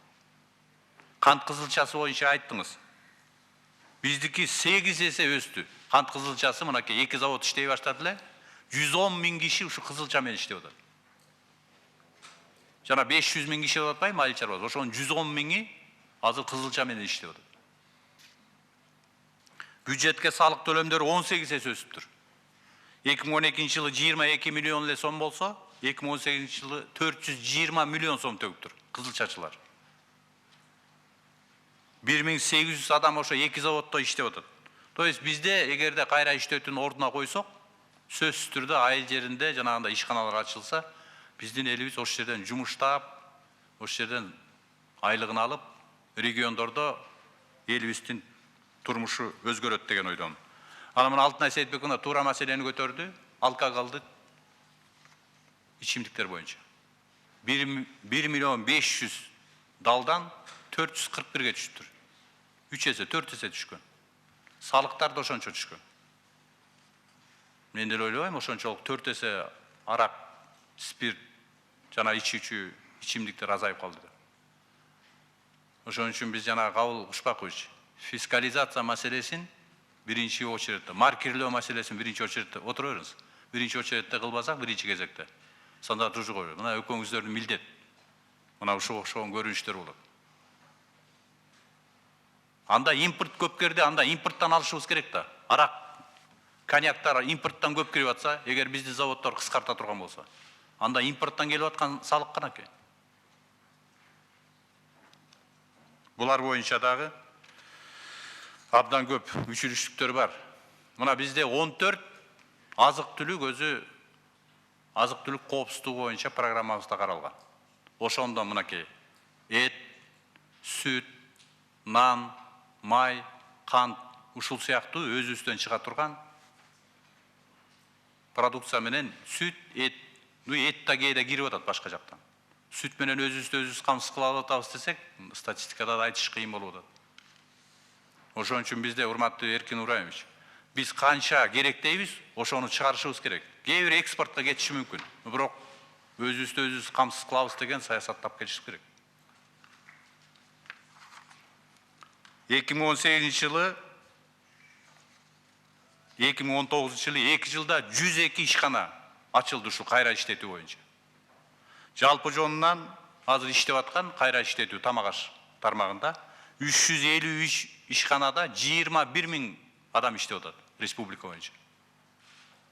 Көбүнчөсү мына Ысык Көлдө, Чүйдө, Бишкекте, Ошто болуп атат, Ош шаарынын тегерегинде. Булардын баарын тең. Мындан тышкары жана жеке ишканалар, юридикалык жактарды түзбөгөндөр 10 000ден ашык ишкана иштеп атат ушу кайра иштетүү тармагында. Булардын баарын тең колдоо мамлекет жагынан жакшы эле болуп атат. Эң башкысы ошо кредиттик ресурстарды биз көбүрөөк алып келишибиз керек. Анан өзгөчө биздин кайра иштетүү тармагындаларга окуу, аларды уюштуруу, билим деңгээлин көтөрүү боюнча Эркин Ибраевич, ушул боюнча иш жүрүшүбүз керек да. Бул милдет губернатор дейбиз, эми область жетекчилери, урматтуу областта жетекчилер, акимдер, айыл өкмөттөр мына ушул биринчи милдет ушуда. Чыгарган, өстүргөн, баккан малынын чийки зат менен саттырбай, ошол жерде кармап калып, жумушчу орнун түзүп, кайра иштетип сатсак, мен ойлойм, жергиликтүү бюджеттин дагы толуп, алардын дагы өзлөрүнүн маселелери, жергиликтүү маселелери жакшы чечилмекте. Буга көңүл бурушубуз керек. Эркин Ыбраевич эми жаңы келди, мен ойлойм, жаңы жетекчи болду, азыр өзүнүн программасын даярдап атат бул боюнча. Кайсы райондо, кайсы айылда кандай ишкананы ачсак болот, бардыгын жазып атабыз. Мына былтыр картошка боюнча проблема болду. Быйыл да жакшы чече алган жокпуз ошону. Фасоль боюнча Таласта акырындан келатат, кайра иштетүү боюнча. Фасовкасы келатат, башка жакка сата турган баягы товардык өзүнүн сапаттарын кайра даярдоо боюнча келатат. Бизде түштүктө мисалы үчүн тамеки эмне болуп атат? Пахта эмне болуп атат? Булардын баары жана кызылчада эле өзүнчө кластер болчу өсүмдүктөр. Мына ушу 5-6 өсүмдүктү эле кластерге алып келип койсок, калгандары болсо мөмө жемиш кандай өнүгүп атат. Буларды да кайра иштетүү системаларын баарын тең ордуна коюшубуз керек. Дагы бир жолу силердин көңүлдөрүңүздү бөлүп кетем, урматтуу областтын районун жетекчилери угуп атат, акимдер. Кайра иштетүү маселесине көңүл бурушубуз керек. Биз ошондо региондун маселесин чечебиз. Башка сөз жок болсо анда чечимге. Улукбек Тойчубаев, келиңиз. Урматтуу Мухаммедкалый Дүйшөкевич, өзүңүзгө белгилүү болгондой, 2018-жылы Бириккен Улуттар Уюмунун бүткүл дүйнөлүк азык-түлүк программасы менен өкмөт өз ара келишимге кол коюшкан 5 жылдык программада азыр иш алып барып атабыз. Ушул жерде бир мындай неме бар да, программа ал ичинде. Ушу киреше алып келүүчү проектлерди ишке ашыруу боюнча. Бүгүнкү күндө 5 областта Баткен, Ош, Жалал Абад, Нарын, Талас областында 38 проект ишке ашты. Ошонун ичинен басымдуу көпчүлүгү 90% ушул кайра иштетүү өнөр жайына тиешелүү. Бунун ичинде баягы сүт азыктарыны, этти, жүндү кайра иштетүү кичинекей чакан ишканалар курулган. Бирок тилекке каршы биз өткөндө мониторинг жасаганда толук кандуу иштебей атат ар кандай маселелер менен. Кээ бир жерде инфраструктура маселеси чечилген эмес, баягы подключение электролинияларга. Анан мен губернаторлорго, акимдерге кат менен кайрылгам.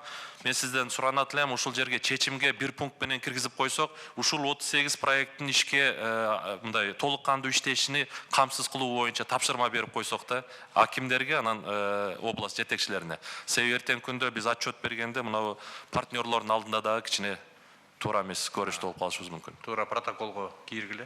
Рахмат чоң. Дагы Сүт өндүрүүчүлөр боюнча жазып кеттир.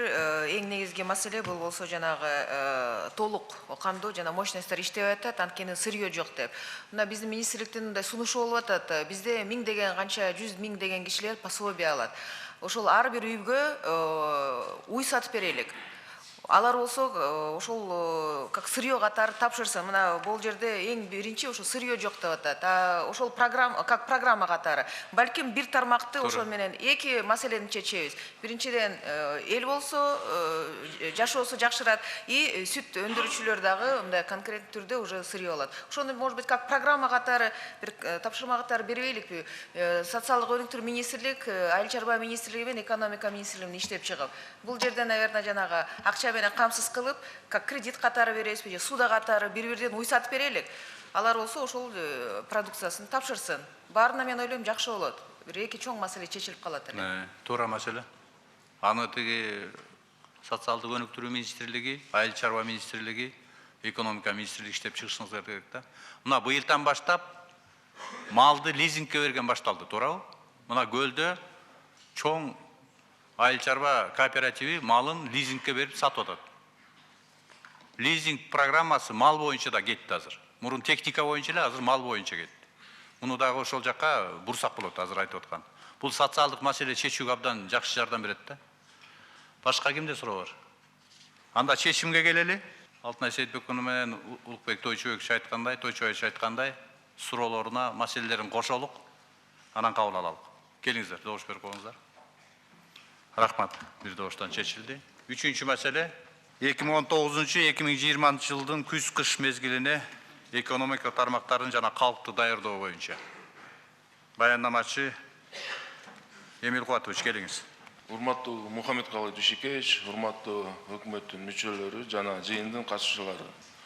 Уруксат берсеңиздер, энергетика секторунун 2019-2020 жылдарын күз-кыш мезгилине даярдоо жүрүшү жөнүндө маалымат берип кетейин.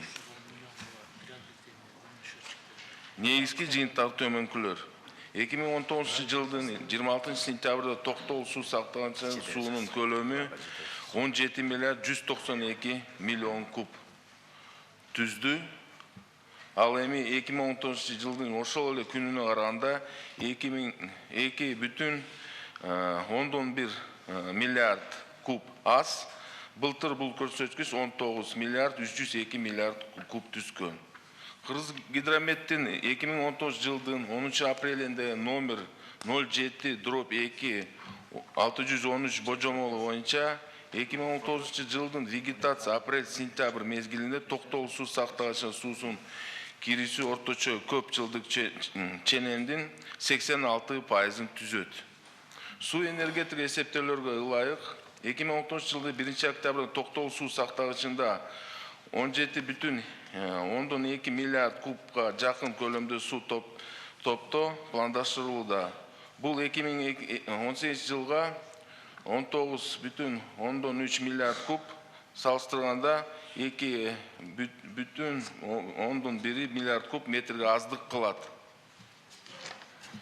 Электр энергия өндүрүшү 2010 жылдын 8 айында 9 миллиард 890 миллион киловатт саат түзүп, 2019 жылга салыштырмалуу 205 миллион киловатт саатка же 2,6% аз болду. Республикасынын энергетика системасы Борбор Азия энергетикалык бириккен системасынын негизги элементтеринин бири болуп саналат жана Өзбекстан жана Казакстан энергия системалары менен катар режимде иштеди.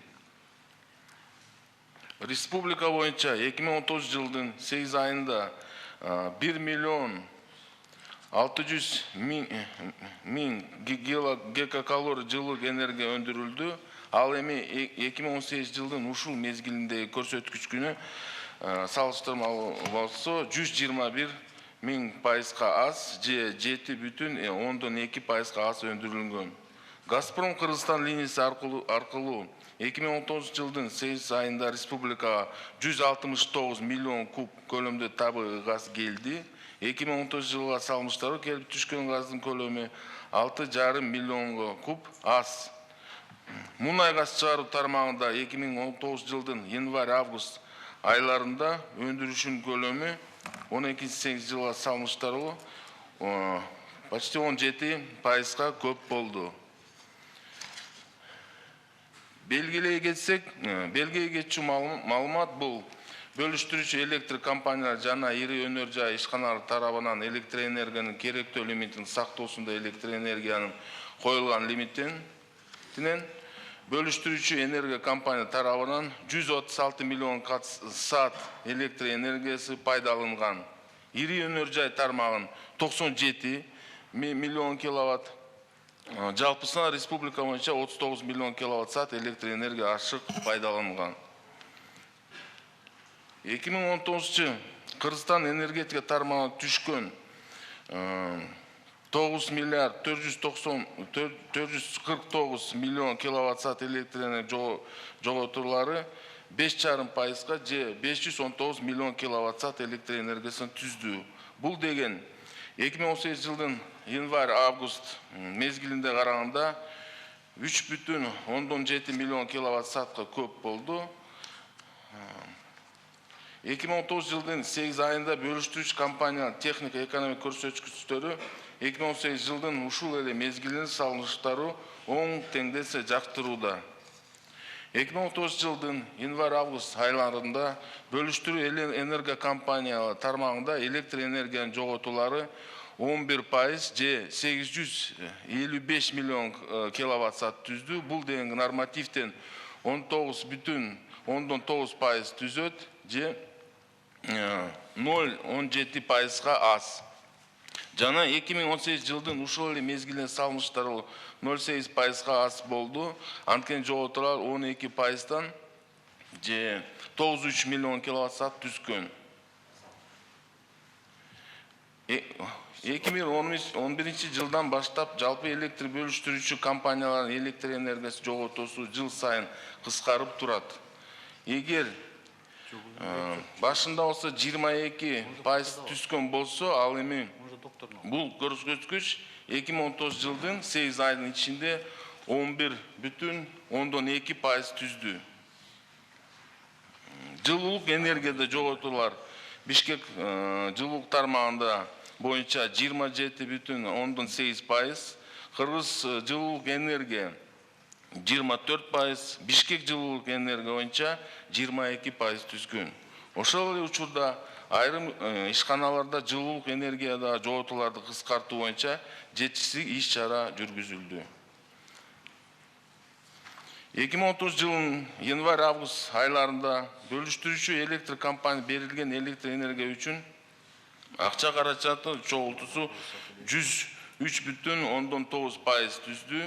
2000 жылдын ушул мезгилине салыштыруу 1,2% аз.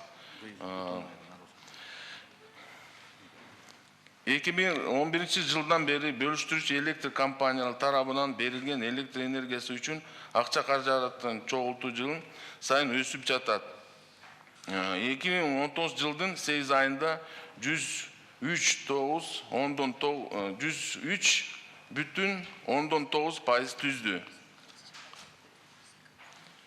2019 жылы берилген жылуулук энергиясы үчүн акча каражаттарын чогултуусу Бишкек жылуулук тармактары боюнча 117%, Кыргыз жылуулук энергия 107%, Бишкек жылуулук энергия боюнча 101% түздү.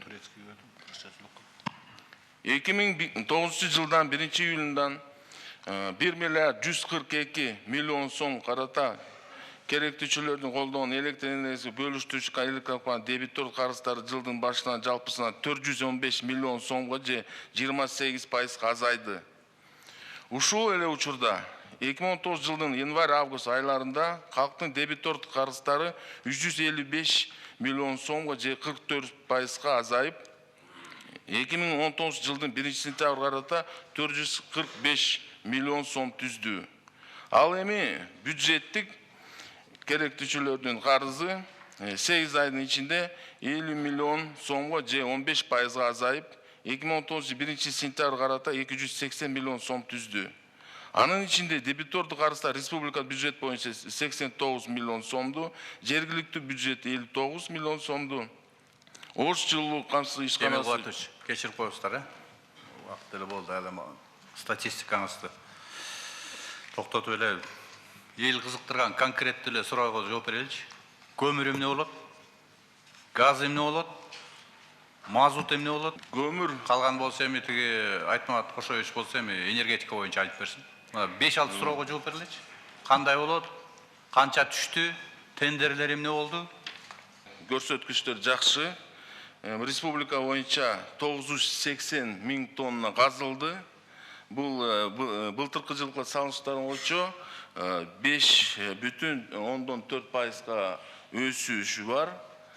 Региондор боюнча бөлүп кетсек, түндүк аймагында 308 миң тонна казылган, түштүк аймагы боюнча 674 миң тонна түздү.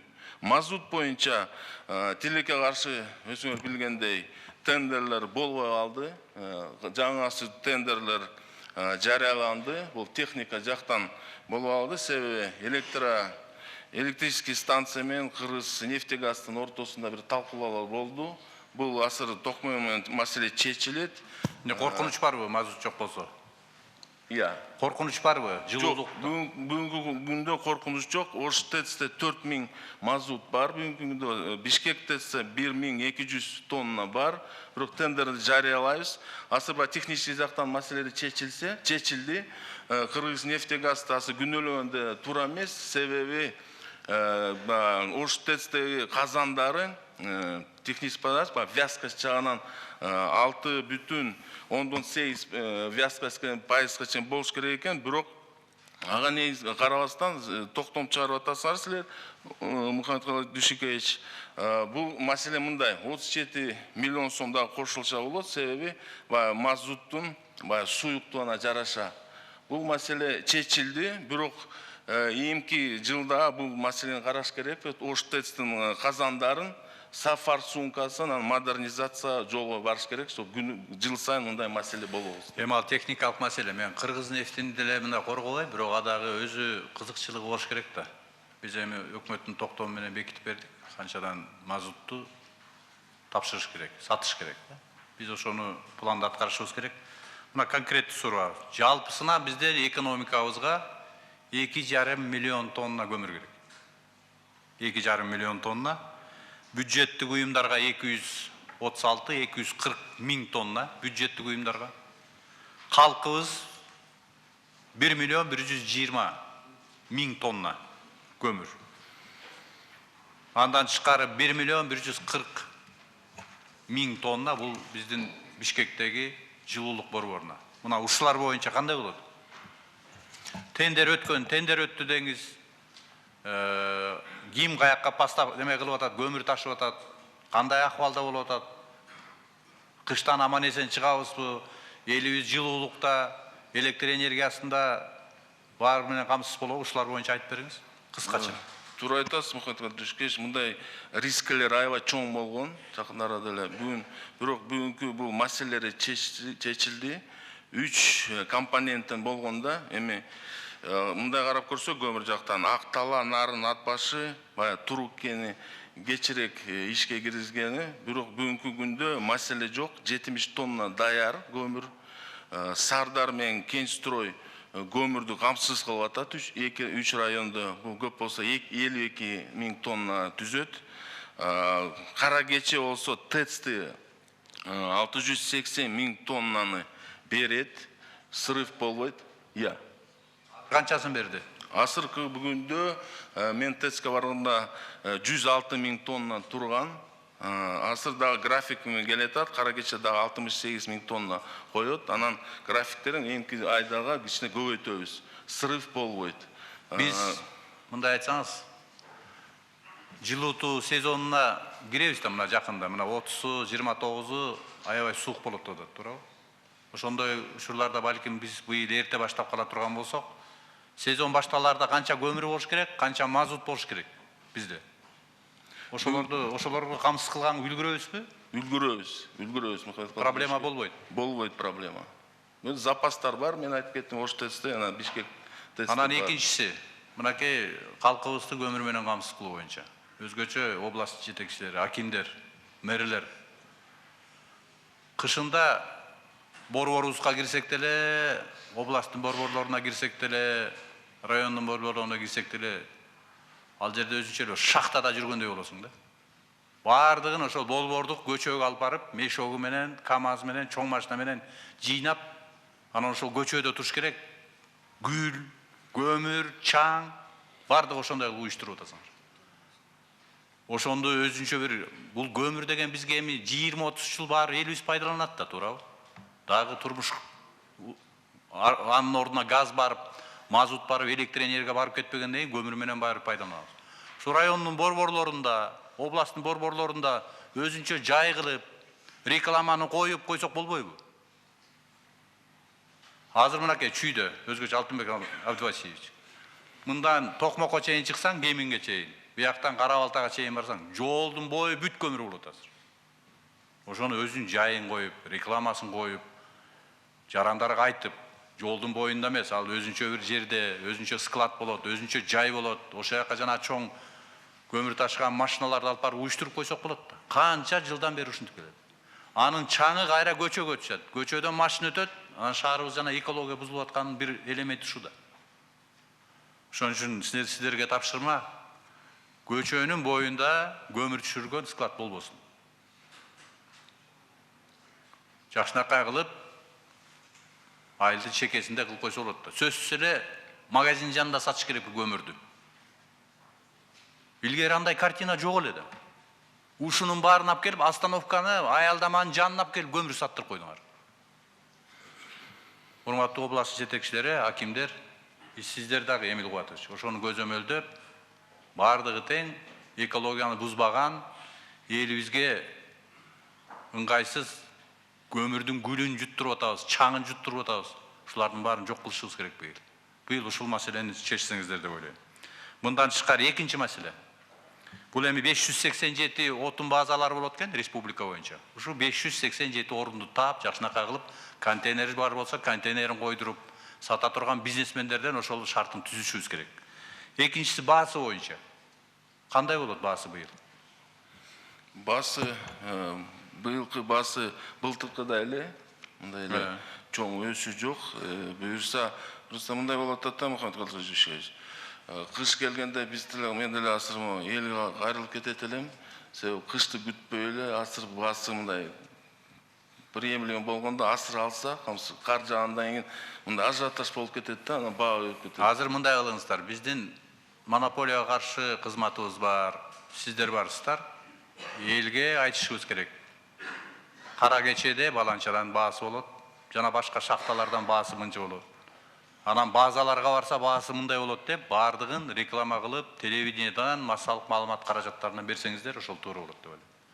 Анан кээде мындай болот да, бир жерде мисалы 3000 сом болса, ошол эле көмүр башка жакта 6000, 7000 болот. Биз лицензияны берип, элдин байлыгын, карьерди ошол бизнесменге берип аткандан кийин, аны да айтыш керек да, могу жерге сиздин кирешени кошуп туруп, алып барганда бул жерге момундай көмүр барыш керек деп айтыш керек да. Туурабы, урматтуу область жетекчилери? Ошондой да, эсептеп чыксак болот да. Мына ушунда тез аранын ичинде колго алыңыздар. Макулбу? Ооба. Үчүнчүсү газ боюнча. Газ боюнча быйыл канча калктуу конуштарга газ жетти? Газпром тарабынан? Канча конушка, канча элге? Бул газификация өсүм планына кетип атат. 30-жылга чейин 60%-га чыгат. Бүгүнкү күндө 30%-дан ашты. 30%-дан. Быйыл дагы бир калктуу конуштарды өткөндө мынакей президентибиз катышып, Газпромдун жетекчиси менен Токмокко чейинки канча бир километрдик газопроводдун линиясын ачып турабы? Мына ушундай иштер жүрүп атат. Газ боюнча дагы Азиз Эмилбекович, Бишкек шаары боюнча да. Мына мен 2 жолу Болот Абилдаев менен сүйлөштүк. Ал киши да айтып атат. Мен газ боюнча жаңы курулган үйлөргө газ алып барып, ошол жылытуу системалары, жанагы көмүр менен жакпай, ТЭЦке улашам деп жолдун баарын кастырбай, ошо газ менен алып барайын деп атат. Ушул боюнча 18 жыл иш жүргөн жок. Сиз да ошону карап, жакшылап көңүл бөлүп, жаңы микрорайондордун баары газ менен болуш керек биздики. Же болбосо электричество менен болуш керек. Но электричество бизде азыр жетпейт. Бизнес өнүгүп атат, экономика өсүп атат, а биздин куруп аткан гэстерибиз жок болуп атканынан жетишпей атат. Ошон үчүн газ тарабына мынакей Газпром абдан чоң көңүл бөлүп атат социалдык маселелерге дагы. Газ боюнча проблема болбойт деп айтты. Кайсы жерге алып бер десеңер, алып барып ошол жерге газга бардык системасын кошуп берели деп атат. Бул боюнча өзүнчө программа кабыл алышыбыз керек. Өкмөттүн программасын кылалы. Ошонун эсебинде Бишкек шаарына да, Ош шаарына да газы бар райондор дагы жагып атат көмүрдү, резина жагып атышат. Жанагындай көрүнгөн жерде складдарды ачып атышат. Ушулардын баарын тартипке салыш керек. Жергиликтүү бийлик, областтын жетекчилери, акимдер. Бул боюнча да рейд кылып текшеребиз, кайсы жерде, кайсы көчөдө кандай склад, көмүр сактоочу жайларды ачып атасыздар. Үчүнчү маселе, бюджеттик уюмдар боюнча проблема жокпу? Урматтуу жетекчилер, мына саламаттык сактоо, билим берүү системасында, социалдык өнүктүрүү системасында сиздерде проблема жокпу? Акча каражаты боюнчачы? Бактыгүл Жаныбековна. Акча каражат боюнча проблема жок. Биз баарын убагында каршылоого аракеттер кылып атабыз. Айыл өкмөттөргө баарын карап чыктык. Бүт жетишпеген көмүрлөрдү биз акча каражатын бөлүп беттик. Сизде маселе жокпу? Мен бир нерсе айтып койсом болобу? Кыска. Былтыркы кемчиликтерди биз анализдедип, ошол эске алдык биринчи. Анан мониторинг катары областтардын баарын кыдырып чыктык комиссионно. Азыр мониторинг негизинде бир 96 энергосектор, 97 теплосектор даярдык бар. Бирок ушул отопительный сезонго чейин бул кемчилик баарын ордуна коебуз, 100% даярдык болот. Суроо жок болсо анда отуруңуз. Айтмат Кошович, келіңіз. Айтмат Кошович, сіз эми баяндаманы окуп эле эки эле суроого жооп бериңизчи.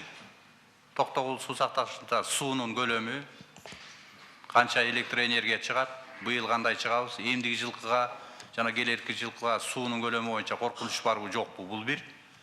Экинчиси, ТЭЦке түшүп аткан көмүр боюнча тендердин акыбалы кандай болду? Бул мына эки суроого жооп берсеңиз. Анан үчүнчүсү, чоң кестерде болуп аткан реконструкция маселеси боюнча кандай жүрүп атат?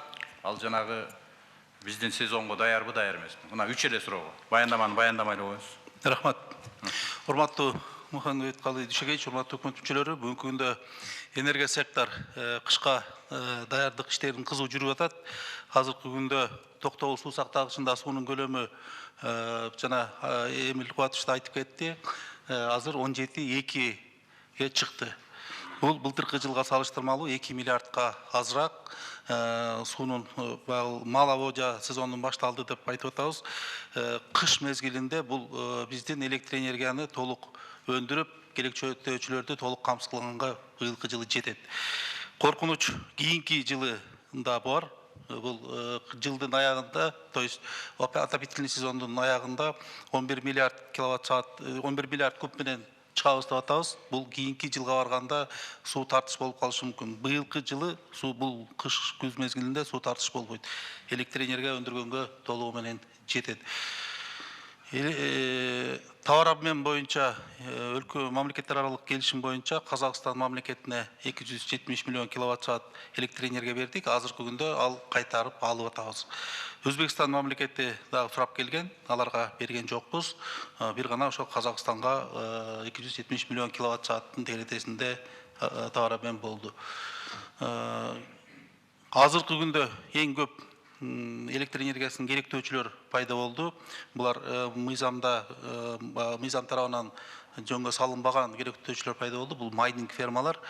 Бүгүнкү күндө 45 майнинг ферманы өчүрдүк.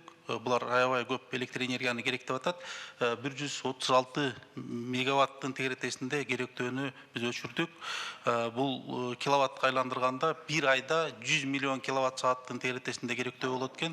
Бул деген биздин Талас, Ысык көл, Нарын областынын 3 областтын керектөөсүн булар алып аткан. Ошон үчүн биз ушул электр энергияны үнөмдүү пайдалануу үчүн, калкка жеткирип берүү үчүн, ушу кыш күз мезгилин туруктуу өткөрүү үчүн ушу майнинг фермаларды өчүргөнгө туура келди. ТЭЦтеги көмүрдүн ТЭЦтеги көмүр боюнча ТЭЦте быйыл 1 миллион 144 миң көмүр даярдалыш керек. Тендерлер таш көмүрүнөн башка көмүрлөрдүн бардыгына өтүп бүттү. Азыркы күндө көмүр алып келүү жүрүп атат. Кыргыз көмүр атайын консорциум менен утуп алган 680 миң көмүр ташыш керек. 150 миң көмүр бүгүнкү күндө келип түштү. Сырттан ташылып келе турган көмүр Шубаркөл көмүр тендерден утуп чыкты. Ошол көмүр бүгүнкү күндө 2800 тонна келди. Азыр ташуу мына 2 күн болду, келип баштады. Бул дагы 400 тоннаны өз графиги менен поставка кылып берет. Бул проблема болбойт. Баасы боюнча кандай болду? Баасы боюнча былтыр баасы боюнча 3550 сомдун болгон, 3550 сом 1 тоннасы.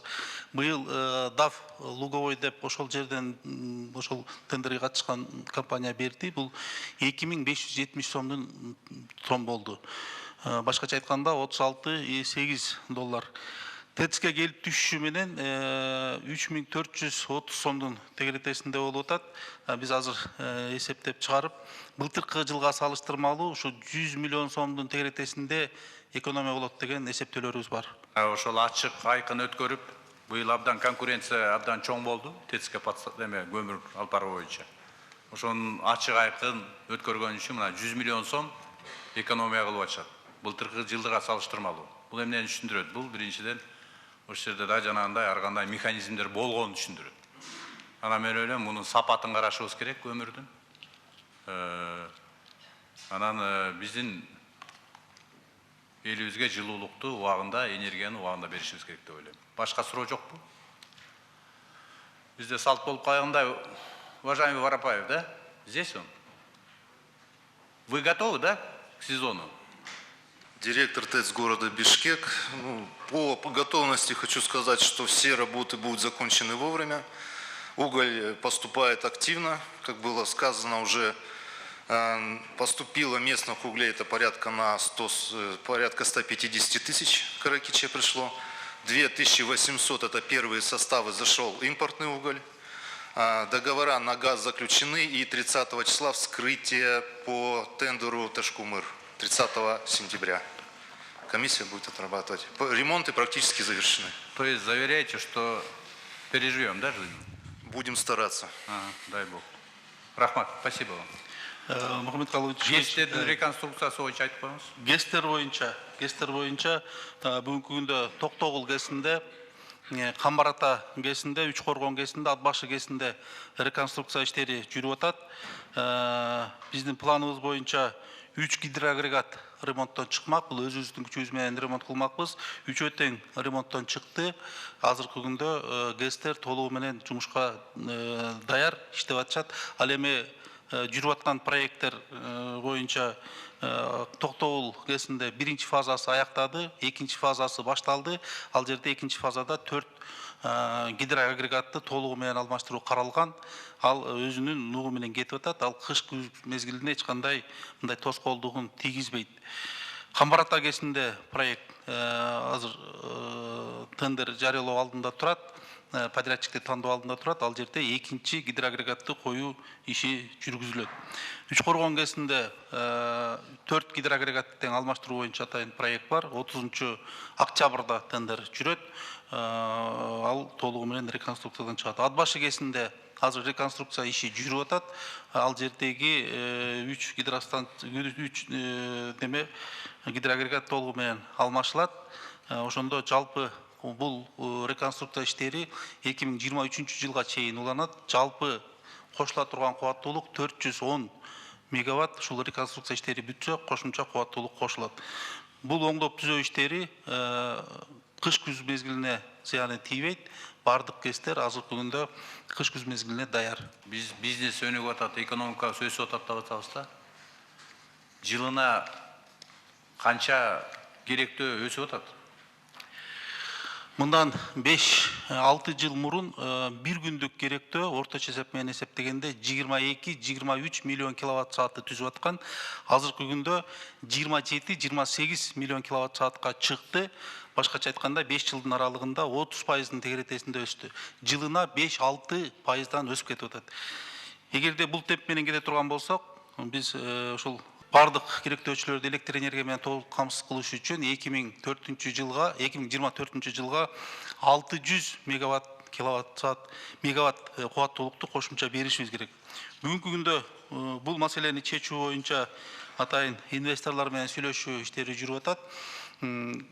Беркнарский каскад боюнча, Камбарата 1 боюнча, Каракече ТЭЦ боюнча сүйлөшүүлөр жүрүп атат.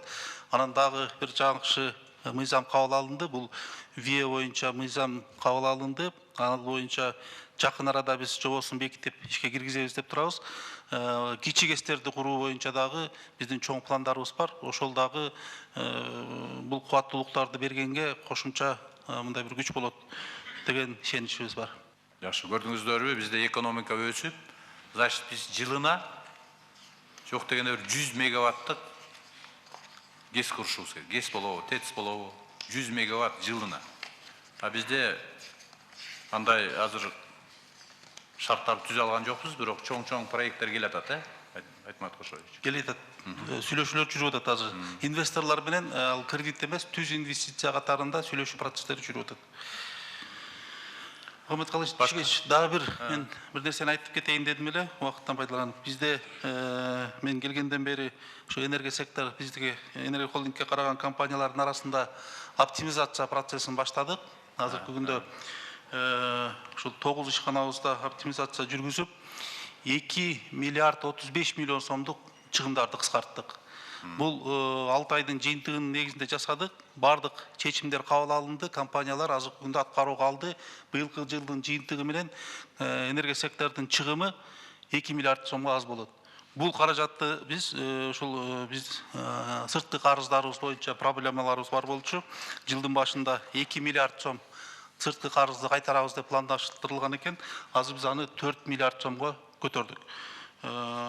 Реструктуризация бойынша атайын чечим өкмөттөн суралып киргизилген экен. Азыркы күндө финанс министри менен келишип, ушу реструктуризацияга быйыл барбайлы өзүбүздүн күчүбүз менен чыгабыз деп турабыз. Азыр айтып атканды мен да кошумчалап коеюн. Бизде энергия секторунда 103 миллиард сом кредит турат, кайтаруу. Ошонун туу чокусу өзү 23-төн баштап келет. 23-жылдан баштап абдан чоң тышкы карыздарга төлөөлөр башталат. Мына Айтмамет Кошоевич келип азыр энергия секторунун ичиндеги жанагындай ар кандай чыгымдарды азайтуу, оптималдаштыруу боюнча мына 2 миллиард сомду бир жылда таап алат. Балким эми кээ бир иш-чаралар аткарбай калып аткандыр, бирок алган карызды беришибиз керек да биз. Ошол карызды берүү энергия секторунан албай, биз салыктын эсебинен төлөп жүргөнбүз. Мына быйылдан баштап ким кандай карыз алды, ошону өзү төлөш керек. Азыр мына энергия секторунан баштап атабыз. Мындан тышкары транспорт, коммуникация жагында, жол жагында абдан чоң маселелер бар. Эми ал жерде маселени чечүү башкача болот деген ойдомун. Башка суроо жокпу? Анда отура бериңиз. Жилком союз барбы? Сиздин даярдыгыңыз кандай? Аймактар 100% даяр, көмүр, мазут барды камсыз болду. Болгон бир маселебиз бар, ушул жергиликтүү бюджеттер боюнча нарын менен майысуу жергиликтүү бюджет карызы көбүрөөк, ушулардын чечип берселер биз негизинен даярбыз. Опрессовкалар бүттү. Область четелик жетекчилери сулар куюлду. Майлуу боюнча 30 миллион, нарын боюнча 33 миллион. Карап, муну чечиш керек маселени, макулбу? Башка маселе жокпу? Бюджет боюнча маселе жокпу? Жок, бюджет боюнча маселе. Отуруңуз. Келиңиз. Жушкевич, бул мен айтып кетпедимби?